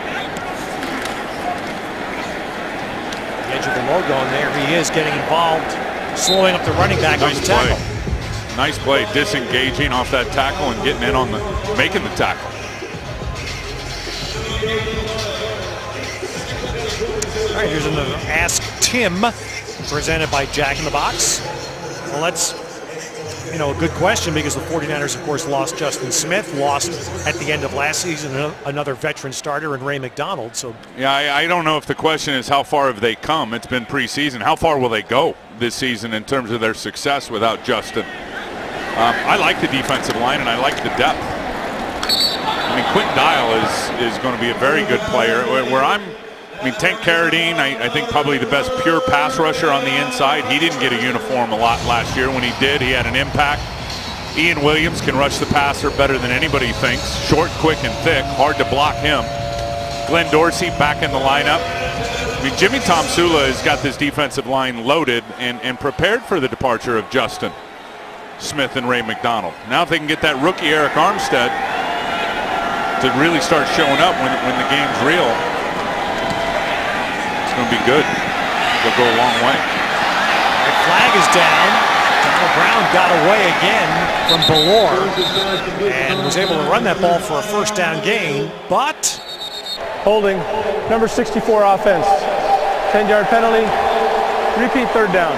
it's coming back. The guy I'm curious about is Darnell Dockett. And there's Watts right in the middle. Excuse me, over there at the other side. Marcus Rush. Yeah, that's Marcus the true Rush. dip and rip right there. So your point on Dockett, who, by the way, has a rib injury that was discussed this week, not playing tonight. Yeah, didn't he tweet that it was broken and that was rebutted? I'm interested to really see what his role is going to be. We haven't seen a lot of him in the preseason. We have seen, which was weeks 2 and 3. Belor again on that tackle. What we saw was in the nickel front, Darnell Dockett and Tank Carradine playing the 2 inside rush positions. And I think that was, and that is the idea coming into the season. I like the future of Tank Carradine as a legitimate rusher on the inside. Darnell Dockett missed all year last year with Arizona with the knee injury, still trying to get that right at the start of training camp. You know, and Dockett was always an every down player as a role player. Can he get you more than the 6 sacks that he really averaged as an Arizona Cardinal? That's the question. So here's Cyphers banging a punt away. Ellington returned this one. And a nice return. Boy, the 49ers have had good punt returns tonight. Now Cyphers has been banging the punts. He's been airing it out. But the 49ers have done well. 3 different men running them back. Look up the answer if you want. It's our Bud Light trivia question. Which 49ers tight end has the most receptions in franchise history? Can't give that one away.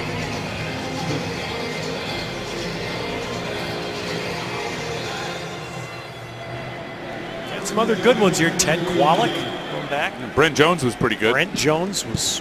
Brent Vernon would be the top 2, wouldn't he? Yep. Flag down as pass fell short of DeAndre Campbell. I think there was some illegal contact, or are they going to get him for OPI? Prior to the pass, illegal contact, number 45 defense. 5-yard penalty, automatic. First down. It goes against the Chargers' Lowell Rose, who's claiming what you said, Tim. Saying it was Campbell that was doing it.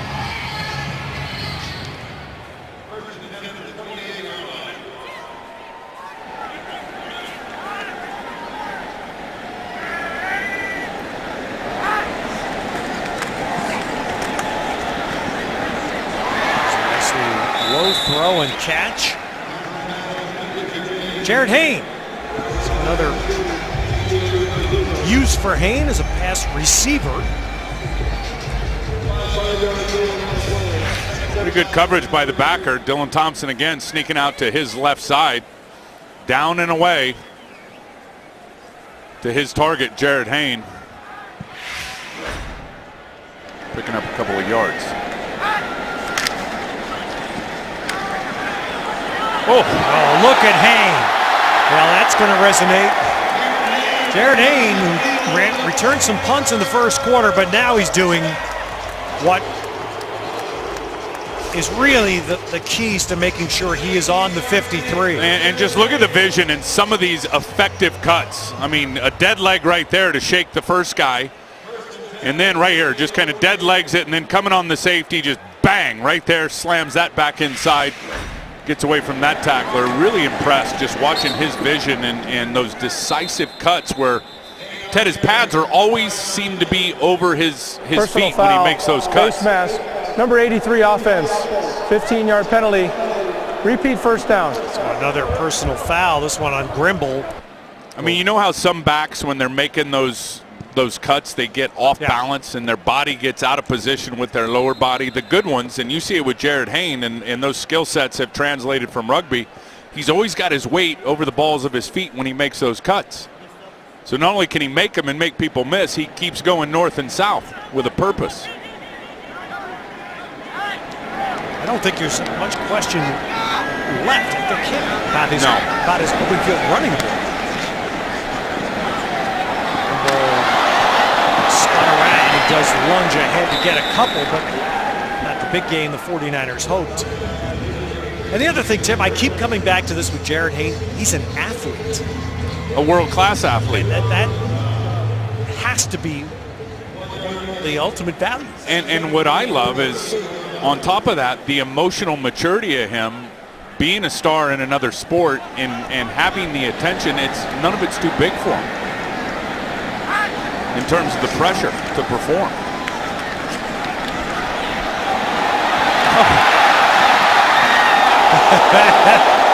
Wow, Haynes. Well, that one will get a little YouTube time. Look at the 49ers sideline. Look at the players on the sideline. Oh, they love it. They're going crazy as Haynes just shoulder blocked Rose of the Chargers to the turf. An illustration of a multitude of skill sets. Another dead leg slow down, then turn the juice on to run by the first guy, and then flattens the cornerback Lowell Rose on the sideline as he tackles Jared Haynes. In that picture, that's Jared Haynes' mother, sister, and uncle. And some riders. Australia. And they're loving it. Busta Anderson, draft pick. Also fighting for some football life on this team with flag down. Holding, number 68 offense. 10-yard penalty, third down. So the 49ers night, like a lot of preseason games happen this way, you get a play, and then a penalty. Backs you up, and another play, and then another penalty. And when it happens 11 days from now, those things need to change. The good plays that end up being negative plays because of penalties. And you're going to get some holding calls. Those are going to happen. I think the biggest one, though, are the pre-snap penalties and the unforced errors, if you will. And the 49ers self-inflict themselves. So Haynes gets a run there that doesn't go very far. Haynes has done, of course, so many interviews back home with his Australian comrades and media colleagues. And the media is all over. Yeah, he's talked about traveling with American football, and he's related it. There's Kevin Lynch. Yeah, look at Lynch. Friend Old San Lynchy. Francisco Gate, sfgate.com. But Haynes talked about traveling with an American football team, which is about 150, 160 strong, very military operation. And he called it about the equivalent of playing in the state of origin, which is a well-known, high-level, best-of-3 rugby league match series in Australia that Jared Haynes has had a chance. I believe he's played in 5 or 6 of those through the years between New South Wales and Queensland. The Blues against the Maroons. Bud Light trivia question: which 49ers tight end has the most receptions in franchise history? Figure it's one of 2. And so your answer is, then look at that, Vernon last year just edging ahead of Brent. Man, he'll be adding on to that number this year. Especially that number that's the number on the right's the big one. Never caught a touchdown pass after the first game of the season. Hard to fathom that. And I can tell you, Ted, from watching practice and having some in-depth conversations with Vernon this training camp, number one, his head is totally right, and he's excited for the guys around him. The addition of Torrey Smith and Reggie Bush are going to help open up things for him. And I can tell you, from a physical standpoint, a skill set that not many guys around this league have, especially at his age. He can still flat out run by people. Raymond Smith gets a carry on second down. 49ers clog the middle.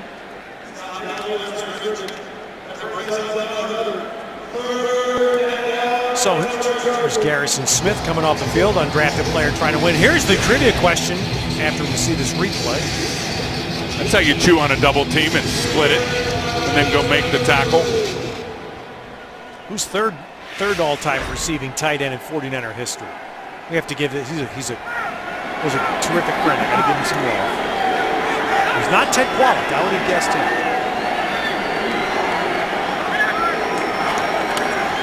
Eli Harrell trying to pressure from the right. Pass though, Sorensen hangs in there and delivers a first down throw.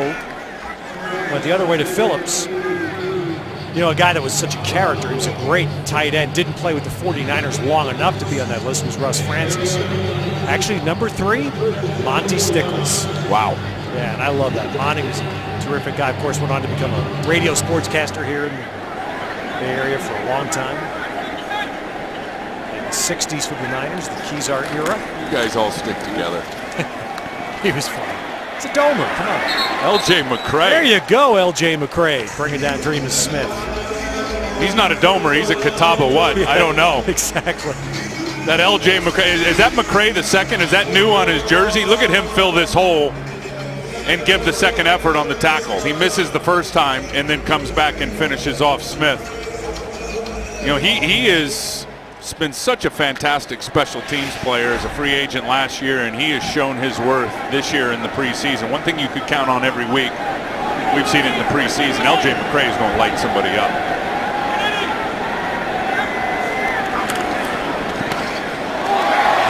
After the tip, pass is caught by Phillips. A very short This game. is the end of the third quarter. That's going to get us to the end of the third. No scoring in the third, so the 49ers will carry the lead to the fourth.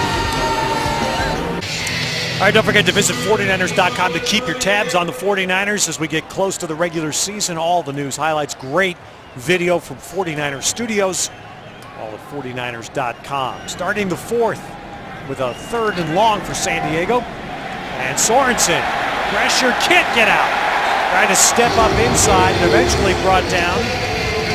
Yeah, you know who forced him up inside? Caleb Ramsey gets the sack, but Eli Harold running the corner, sticking that arm out, forcing Sorensen up, and then Ramsey finishes him off. All right, so that'll be a Cyphers punt. And yet another Jared Hayne moment. That guy's a stud, He had a pretty good third quarter. Whether he dead legs you or runs over you, he's getting yards. They ran 2 back in the first quarter tonight. Third quarter, a lot of scrimmage play, running and receiving. Cyphers hangs one up. Well, Haynes going to have a shot. From the 6 with a flag. Oh. Well, it may come back. It's still exciting. And in the preseason, it doesn't bother you as much when you see the potential, the upside. Hayne runs that back over 25 yards. He makes it look easy. I mean, I have not seen him make one bad cut this preseason where he cuts back into a cover guy. He cuts to the open spot and exploits it every time he's got an opportunity. Return, holding number 38 of the return team, 10-yard penalty, first down, timeout. All right, well, that was an incorrect announcement because Jared Hayne can't hold for himself unless he's more talented than any of us could dream. Fourth quarter now of our final preseason game, so a chance to talk while we watch the fourth quarter about a few things, all things 49ers in Levi Stadium with Al Guido, who's the COO of the 49ers. This is actually a special night. This is the first weeknight game. Of course, Thanksgiving last year. Right. Holiday, first weeknight game to get a real test of Levi Stadium. That's exactly right. I mean, this is the first year we're going to play Thursday night and Monday night games, and we're really excited about how tonight went. I'll tell you right now, man, you are the best-dressed front office executive in pro football, man. You are tight, Guido. You're always giving it to Clothing me, Tim. provided, You know, clothing always, provided by your wife, right? Come on, give her You got it, flaunt it, man. You are always giving it to me. But, no, it's good to be here with you guys tonight. And what a beautiful night at Levi's, right? Great weather, good game so far. Physical game. Jared laying that guy out on the 45 here was impressive. Fun watching him play, isn't it? It is. I mean, it's fun watching all these guys. I think seeing these guys fight for their NFL careers, this means a lot to a lot of guys on the field, and I think it's been an exciting night. And I want to talk about some things. We'll get to the stadium in a minute, Al. As we see Thompson trying to throw that little back shoulder, and DeAndrew White's having himself a nice night. Yes, he is. No, seeing him show up in a big way tonight as a receiver and as a return man.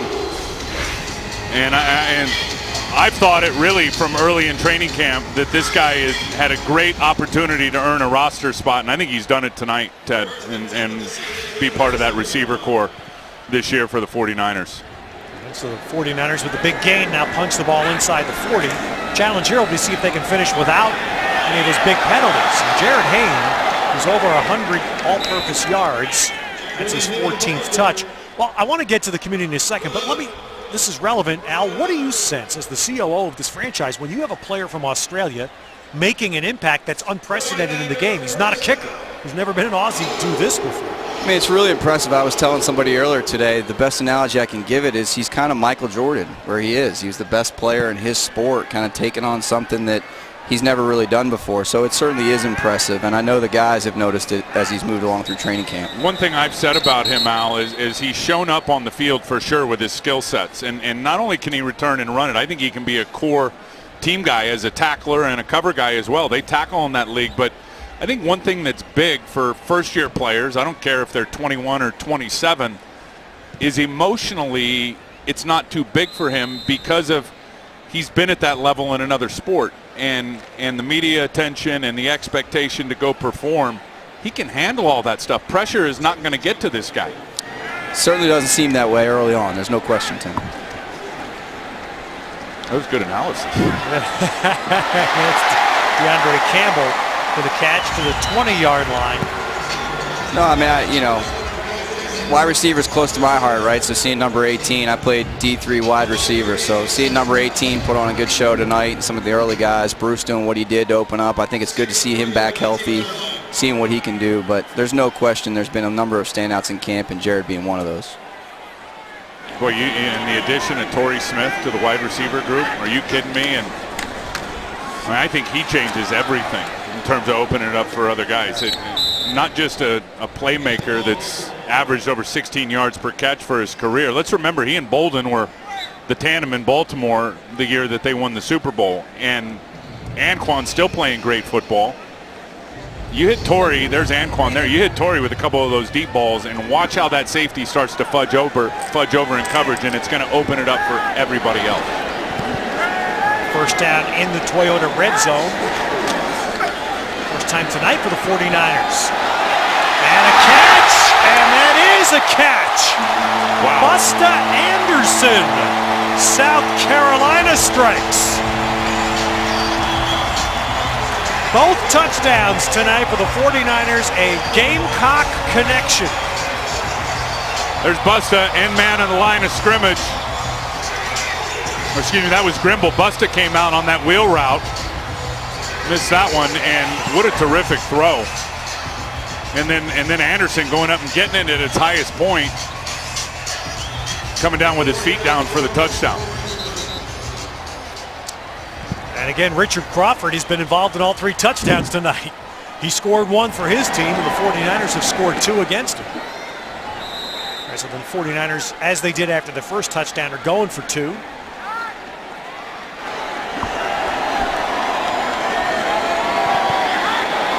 Payne is leaking out and can't get in. Good wrap up and stop there by San Diego's Adrian Phillips.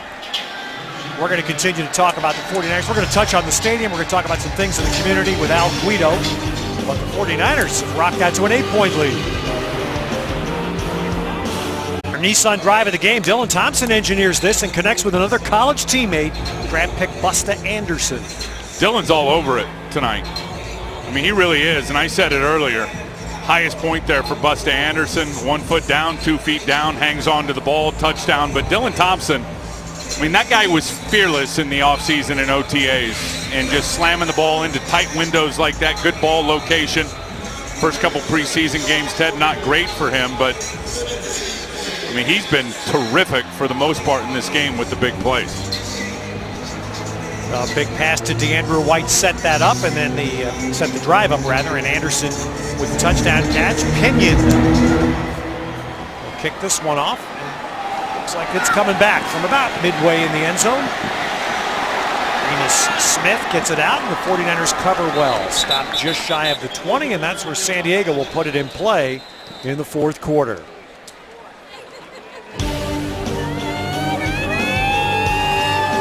Payne getting it right from Tom Rathman. Got a strong tutelage. All right, Al Guido, the 49ers COO, was with us. We talk about young football players a lot during preseason games and training camp. Al, every time you come to the 49er facility during the offseason, I would see young, like really young football players playing back on the field here in Santa Clara. Yeah, I'm really proud of our youth initiatives. I mean, whether it's the Gatorade camps or whether it's, the Hawaii Blitz that we did this year. I mean, we serve over 20,000 youths, all the way through, what I used to play when I was 6 years old, pads, all the way up through high school. And I think we've done a nice job this year Jimmy T's been great to us. We had a bunch of the high school coaches out for a training camp day. We had over 400 high school coaches here. So we want to continue to do that. We want to continue to grow the sport, educate people how to play it, make sure that they're having fun and that they're doing it in the right ways. Friday Night Lights, that little...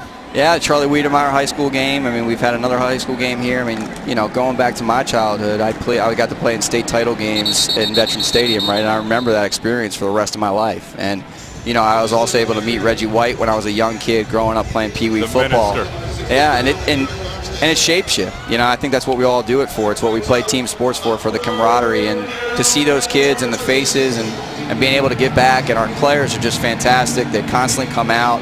Even when you don't ask me. I mean, Eric Reed showed up one day. He wasn't even supposed to be here, and he just showed up, and he was out there throwing footballs with guys. It was just fantastic. Well, the Charlie Wiedemeyer All-Star game, Charlie was a legend here in the Bay Area for so long and afflicted by Lou Gehrig's disease. He was the Los Gatos coach. I played in the Charlie Wiedemeyer All-Star game in '86.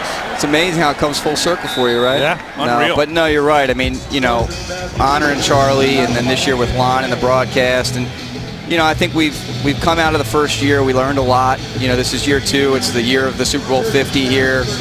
We've done over 2 million people through this building in year 1. We had a lot to learn, but I really feel like we're hitting our stride, and I'm excited for the home opener. How about some of the things and some of the changes for the 49ers faithful and really for the fan base? I know you guys took a tremendous amount of online surveys and fan reaction. I mean, what are some of those changes, and what do you think will be some of the biggest changes here in year 2? You know, we did. I think it's big. This one looks like a touchdown. Well, Williams, who had dropped several passes earlier in the evening, comes back big, and it's Tyrell Williams taking that for a Charger touchdown. 63 yards. Well, in this, I mean, 2-point conversion here, guys, changes the way the game's called a little bit, right, Lou? Oh, it's going to be fun watching that. It's going to be interesting on the strategy side going into this football season to see how some of these coaches deal with it. Tyrell Williams and El Guido, you referenced small school football and how big it'd be. Western Oregon. There you go. I'm not sure if it's D2 or D3. Well, I know he's about 6'3" and has had a terrific camp for the Chargers. And for a big guy right there, 220 plus pounds, he's got some ability to step on the gas pedal. All right, so Chargers trying to tie it. 49ers bring a ton of pressure, and they get it.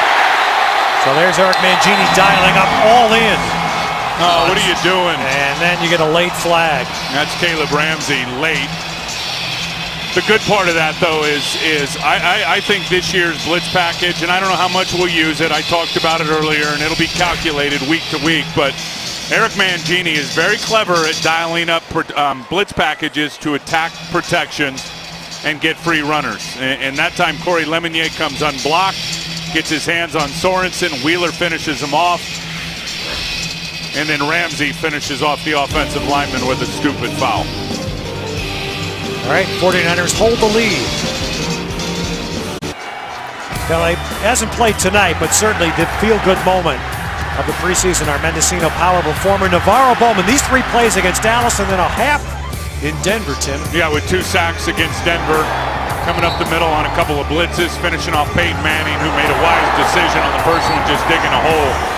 I'll say this, and we saw it in the preseason or in training camp, Bowman is back, and now we know for sure, after watching the 2 games, he's really back.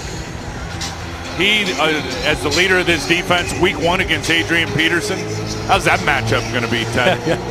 Wow. Well, the penalty against the 49ers was after the play, so it is enforced, and the 2-point try is no good. The penalty yardage enforced here on the kickoff, and that's just going to be blasted out the back of the end zone. San Diego not trying anything onside or like that, so the 49ers continue to hold the 2-point lead.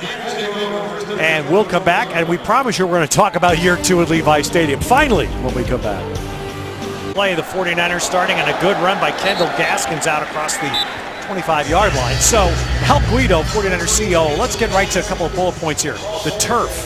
looks to be holding up very well for the second straight game. Absolutely, Ted. I think Matt Griner and his crew deserve a ton of credit. These guys don't sleep at night. You know, we're going to take the field out Friday, put the field in down for the regular season, but there's no question we're really happy with how the preseason has gone, and their team deserves a lot of credit. Some of the biggest changes you expect, just to finish up on that question I asked you before the Charger touchdown here in year 2 for Levi's. You know, I think parking and transportation is probably the biggest change, and while not everybody will see exactly how it's changed, we put a lot of money, time, and effort into it. Also, the food and beverage changes, and I think lastly, probably the most important is we brought a little character to this house. You know, we added the 5-time Super Bowl champions, we added the home of the faithful, we added the 5-time Super Bowl champs up top, and a lot of the feedback we got is people wanted to see a little bit more about the 49ers history, and we thought we did that in the museum, but we needed to add some to the bowl, so we're excited about it. Obviously, you get feedback from the fans, the season ticket holders, the stadium builders who invested really in the building of this stadium. Is on third down. It looks like Gaskins maybe stopped short. What was the feedback and the year 2 reaction about the sun and the heat? You know, I think we're doing the best we can, but there's no question we can't change the heat, right? I think that happened in Candlestick too. If you remember, the portable seats would get hot at times. So we did something this year with the preseason games where we're able to schedule those time frames, and you'll notice tonight is at night. So we open up with a Monday night game that's at 7:20, which, by the way, is going to be an awesome atmosphere underneath the lights. It doesn't happen too much on the West Coast. But I think we work with the NFL, and then we do stuff with the fans in the cool zones and the water, and making sure people can bring in water so that you can get out of the sun a little bit. So we're going to do the best job we can, but there's no question, we hope our fans get a little bit more educated to the South Bay. Also need Mother Nature to cooperate a little bit, right? A little bit of rain, a little bit of cloud cover. Yeah. I mean, when has it been so clear and sunny for so long? That's exactly right. Well, obviously, I think a very positive thing for football has been the turf. The Dallas game and tonight has held up very well. This is turf. My understanding is this has come from Arizona. That's right. So we use the same company that put down the Super Bowl 49 turf for this install. We're going to go back to West Coast turf, and a lot of it, not to bore everybody with the particulars, it really just depends on the sod. So this one we purchased a long time ago that we put in for the regular season. It's being grown on plastic, which is what they've done for all the past Super Bowls, so we feel great about it. And Sorensen, as the Chargers start this possession. Oh, great push. Wow, yeah. He held the ball, which was a theory, or it was a danger there for a moment. Garrison Smith and Philip Wheeler both. You talk about gut pressure. There's Garrison Smith right there, and then Wheeler's going to trail right behind him and take Searles and just forklift him right into the quarterback. I believe, 36 sacks last year by the defense. I think we're going to have the ability to play better man coverage this year, which you can connect the dots right to a blitz package that I think will be pretty good. I'm expecting some good pressure this season, despite some of the firepower this team may have lost in terms of rushers. You got a third down coming here. Leon McFadden on the field. Philip Wheeler on the field. I'll tell you the other thing that I can't, and I forget about it during the offseason, I can't take my eyes off the scoreboard between plays. And you see the players do the same thing. They keep looking up there and looking at the replays. Well, Rob Alvarino and his team do a great job giving the coaches looks. You'd be surprised, Ted. You're doing it, Tim's doing it, I'm doing it, but the guys on the field are doing it as well. So when there's a controversial play, or we need to know if a guy got a knee down, or for a fumble, an interception, or feed in, Rob's up there putting it up there to make sure that the coaches get the best looks they can. He does a fantastic job. So let's see. Nick Ballore he's going to look up to watch himself make this play. As he should, right? Made a hell of a play. That was a great play by Ballore. Like I said, for a guy who's played 25 snaps on defense, he's a special teams guru. Can play outside, can play inside. That was perfect coverage. Have you ever had Vegemite, Al? No, I don't. Never tried Vegemite. I don't believe I have. If Hain makes this team, we're going to get a supply for everybody. And trust me, it is a very acquired taste. He just called for a fair catch, Ted. Wow. Guess that was it. He heard Vegemite. Al, thank you so much for coming by and giving us a little update on especially Levi Stadium here too. Good to see you. Absolutely, Ted, Tim. Thank you guys. All right, appreciate it. Great. Have a nice one. 49ers COO here in the final 5:45. Hain has had a busy night. He's done a lot. Chose not. Tim, I can't remember. Catch that. I was going to say that has to be the first fair catch. Oh, there was plenty of room. That guy only needs about a half a yard to make a return. Look at this. Our Ask Tim brought to you by Jack in the Box. Comes from Australia. Thank you, Justin. Thank you, mate. I say no question. I think he's earned it. And I mean, it's a great story. He's learned the game for the first time, Australian and all that stuff. He is a heck of an American football player. Back up there. 49ers lose yardage on the outlet to Gaskins.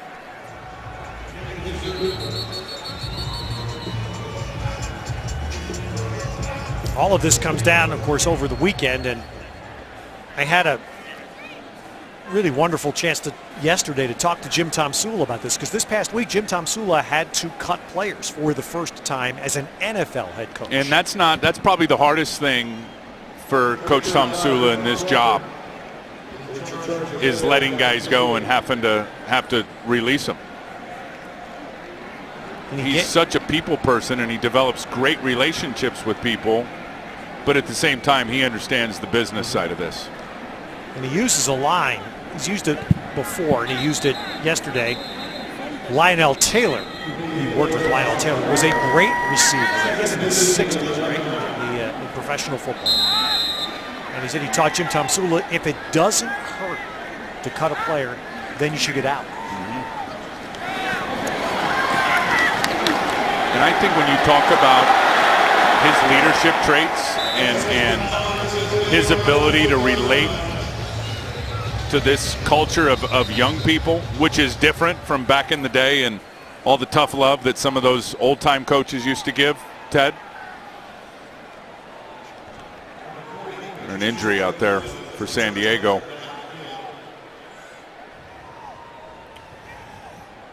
It's a rookie receiver from Northwestern. And this is what could be the kind of moment that is so hurtful in the closing minutes of the last preseason game if somebody who is trying to make a team somewhere.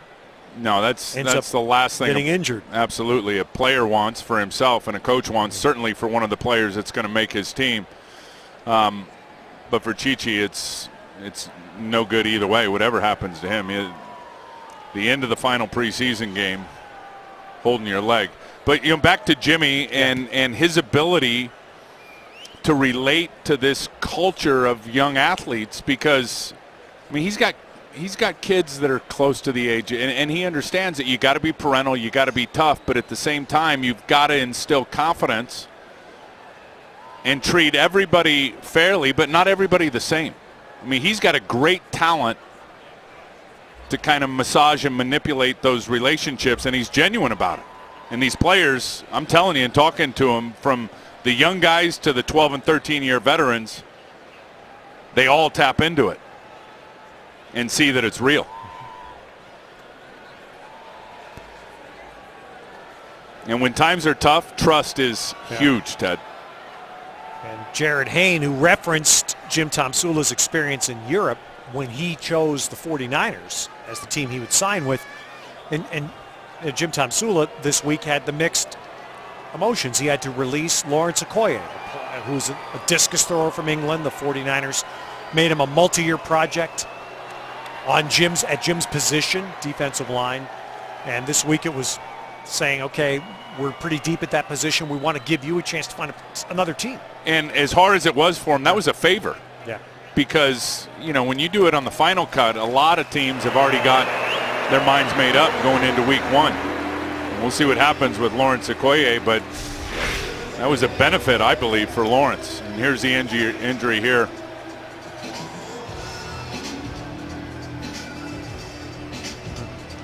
Caught up in that pile somewhere. Well, the other part of that's a good sign that Arguso's able to walk off. But the final link of that Haynes story is that Jim Tomsula coached in NFL Europe all those years. It was mandatory to have 7 European players on your final roster. That was a quota. And so he's very experienced with working with the... Who do you think recruited him? Yeah. Overseas. There's the quick pass. That's the ball that went for a first quarter touchdown to Ellington. This time DeAndrew White comes up with another catch. And I would think that the 49ers only keep 2 quarterbacks on the 53-man roster, but Dylan Thompson and how he's played tonight and what his skill sets are as a guy who will clearly throw it into tight spots, and Teddy can move around and has mobility to simulate an opponent that has a mobile quarterback. Could be a great candidate and help this team out on the practice squad. And that's the other element that comes in tonight. And just to, for those who may not be totally aware, there'll be 22 players cut by each NFL team over the weekend. Then 10 players, doesn't have to be out of those 22, it could be 10 anywhere, could be re-signed to your practice squad. Right, as long as they're eligible in terms of their practice squad eligibility. And in this case, if you cut, for example, the 22 players the 49ers cut have to clear waivers before you can re-sign them to a practice squad.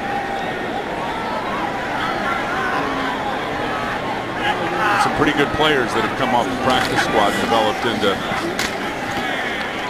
good NFL players and have had long careers. Alex Boone's one of them. I was going to say, Boone's rookie year as an undrafted player, he was practice squad. I think until the very end of the year, right? Purcell has been about 2 years practice squad. Here's the touchdown early. Ellington 70-yard catch and run, or Lexus play of the game. Bye. Great read by the quarterback and receiver running that in cut. Good to see Ellington back in uniform. Intended for Gaskins and jumping in front of that. John Loudermilk. They have been all over San Diego, those check down routes, those quick little out routes to the running backs or tight ends in this game on Dylan Thompson. When he's driven it, vertically down the field, or that one to Ellington, he's been much better. But telegraphing those underneath routes when they're in tight coverage, San Diego's gotten a good jump on those footballs. Third down, not good in this game, which has been a theme this preseason. 2 of 13 tonight.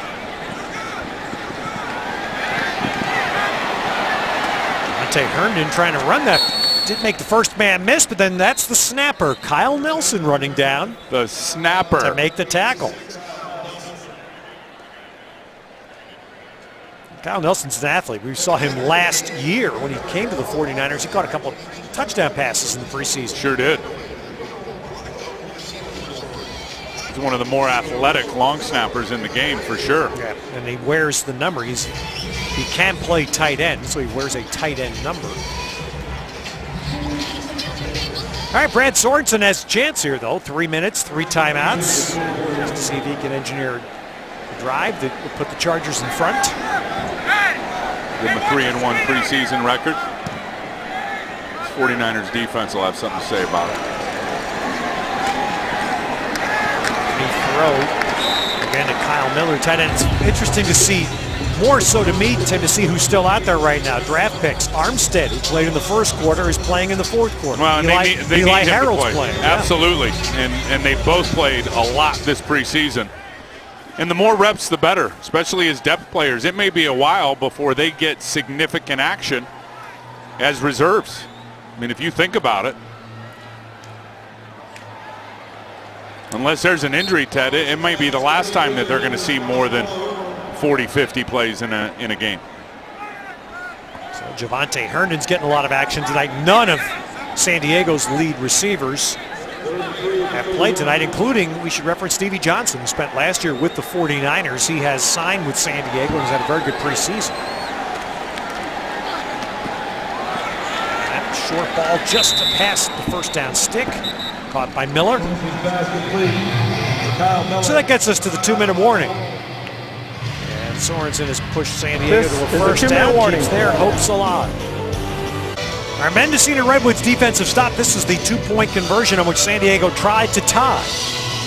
Yeah, Sorensen had no chance to time to try that, as Philip Willer finishes off the sack, but Corey Lemonnier with the initial pressure as an unblocked blitzer. So 2 minutes, and the Chargers have their timeout, so more than enough opportunity for San Diego. 49ers rush 4. A lot of underneath balls. Another short pass to a tight end in Miller. And another pretty good tackle after those underneath balls have been caught by those tight ends, running backs, and receivers. Sorensen's had the one big ball to Terrell Williams for a touchdown. Everything else has been short. Yep.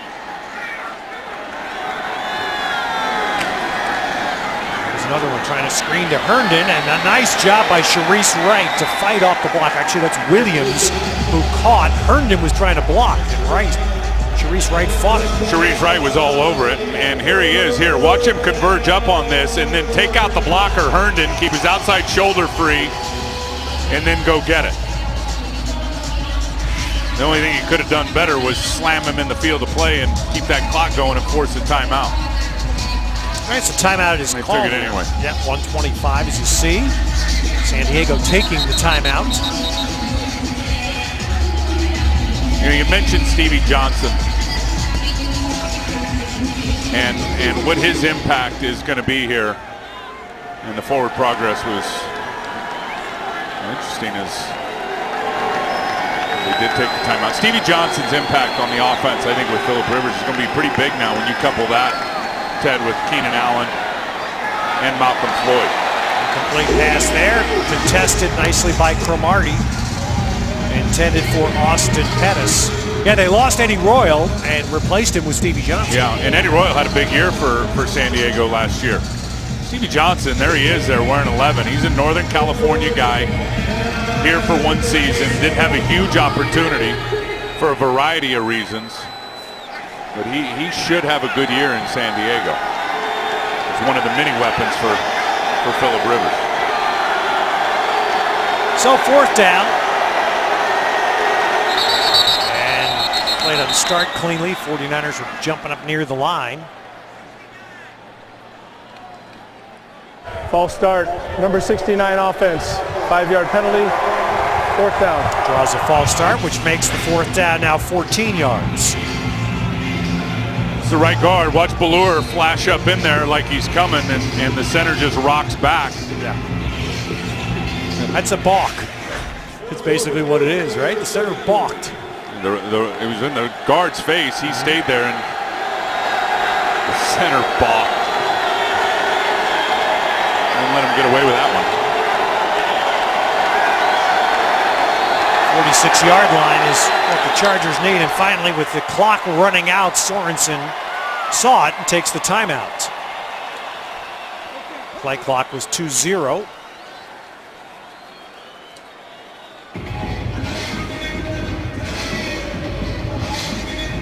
I think that's one thing we'll see out of this defense this year. Final charge timeout, San Diego. The 30-second timeout.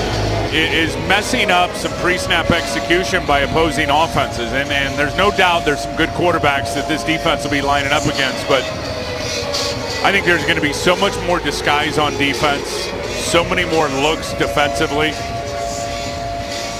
And it's been, I mean, we've seen glimpses of that blitz package in the preseason. But for the most part, Ted, it's been vanilla. I think Eric Mangini is going to have some good stuff dialed up schematically this year for the 49er defense. San Diego does have a timeout left, but right now they need 14 yards.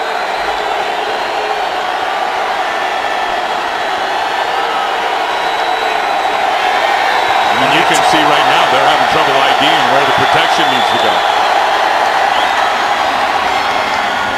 There's a nice catch, and it keeps San Diego alive. Tyrell Williams held that one. Really good throw by Sorensen. Bailing out with some heat in his face.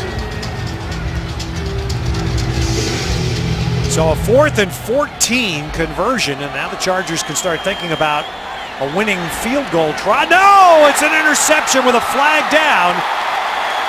Cromartie with the pick. There was a flag thrown. The play was allowed to go. Well, let's see what the penalty is.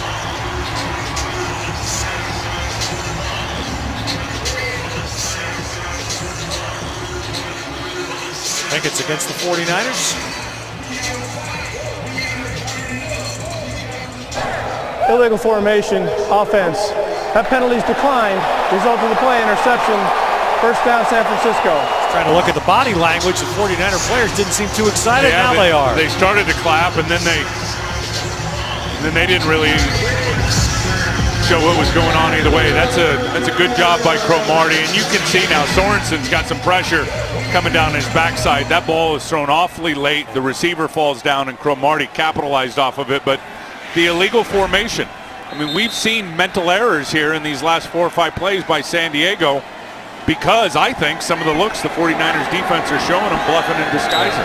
Feels good. Cromartie was a Charger before he came here, and Phillip Rivers, he had to play Cromartie in that game here last year. Phillip Rivers went at him. So that's going to feel good for Marcus Cromartie to get that pick. I think Phillip Rivers went at everybody, especially in the second half of that game last year.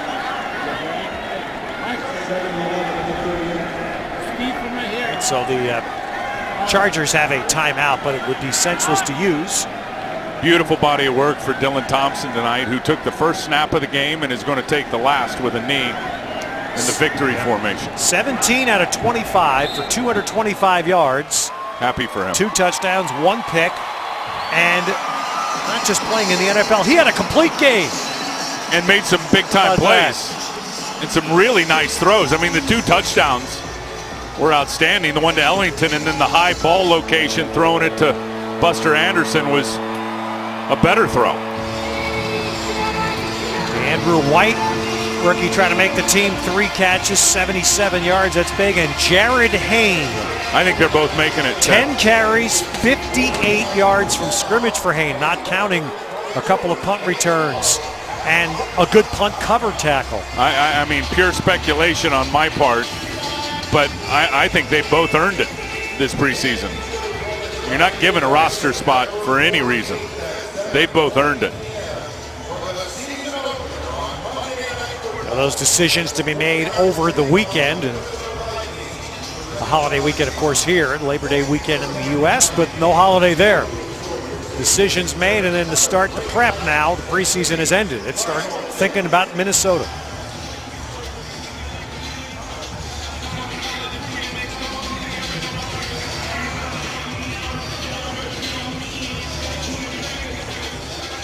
You can tell it's the end of preseason now. It's those last words. Guys who know each other have crossed paths in the past. All right, let's go down to Dennis O'Donnell. On side is Jared Hayne, and Jared, 4 preseason games. How do you assess your game performance?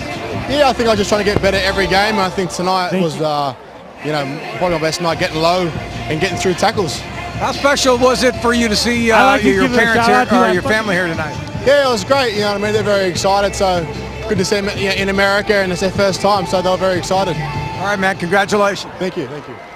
Okay, that's Jared Hayne. Let's go back upstairs. All right, Dennis. Yeah, I would think they have good reason to be excited. And couldn't you just tell right there it's not too big for him? Some wicked cuts on the field tonight and trucking some guys with power as well. They may be back.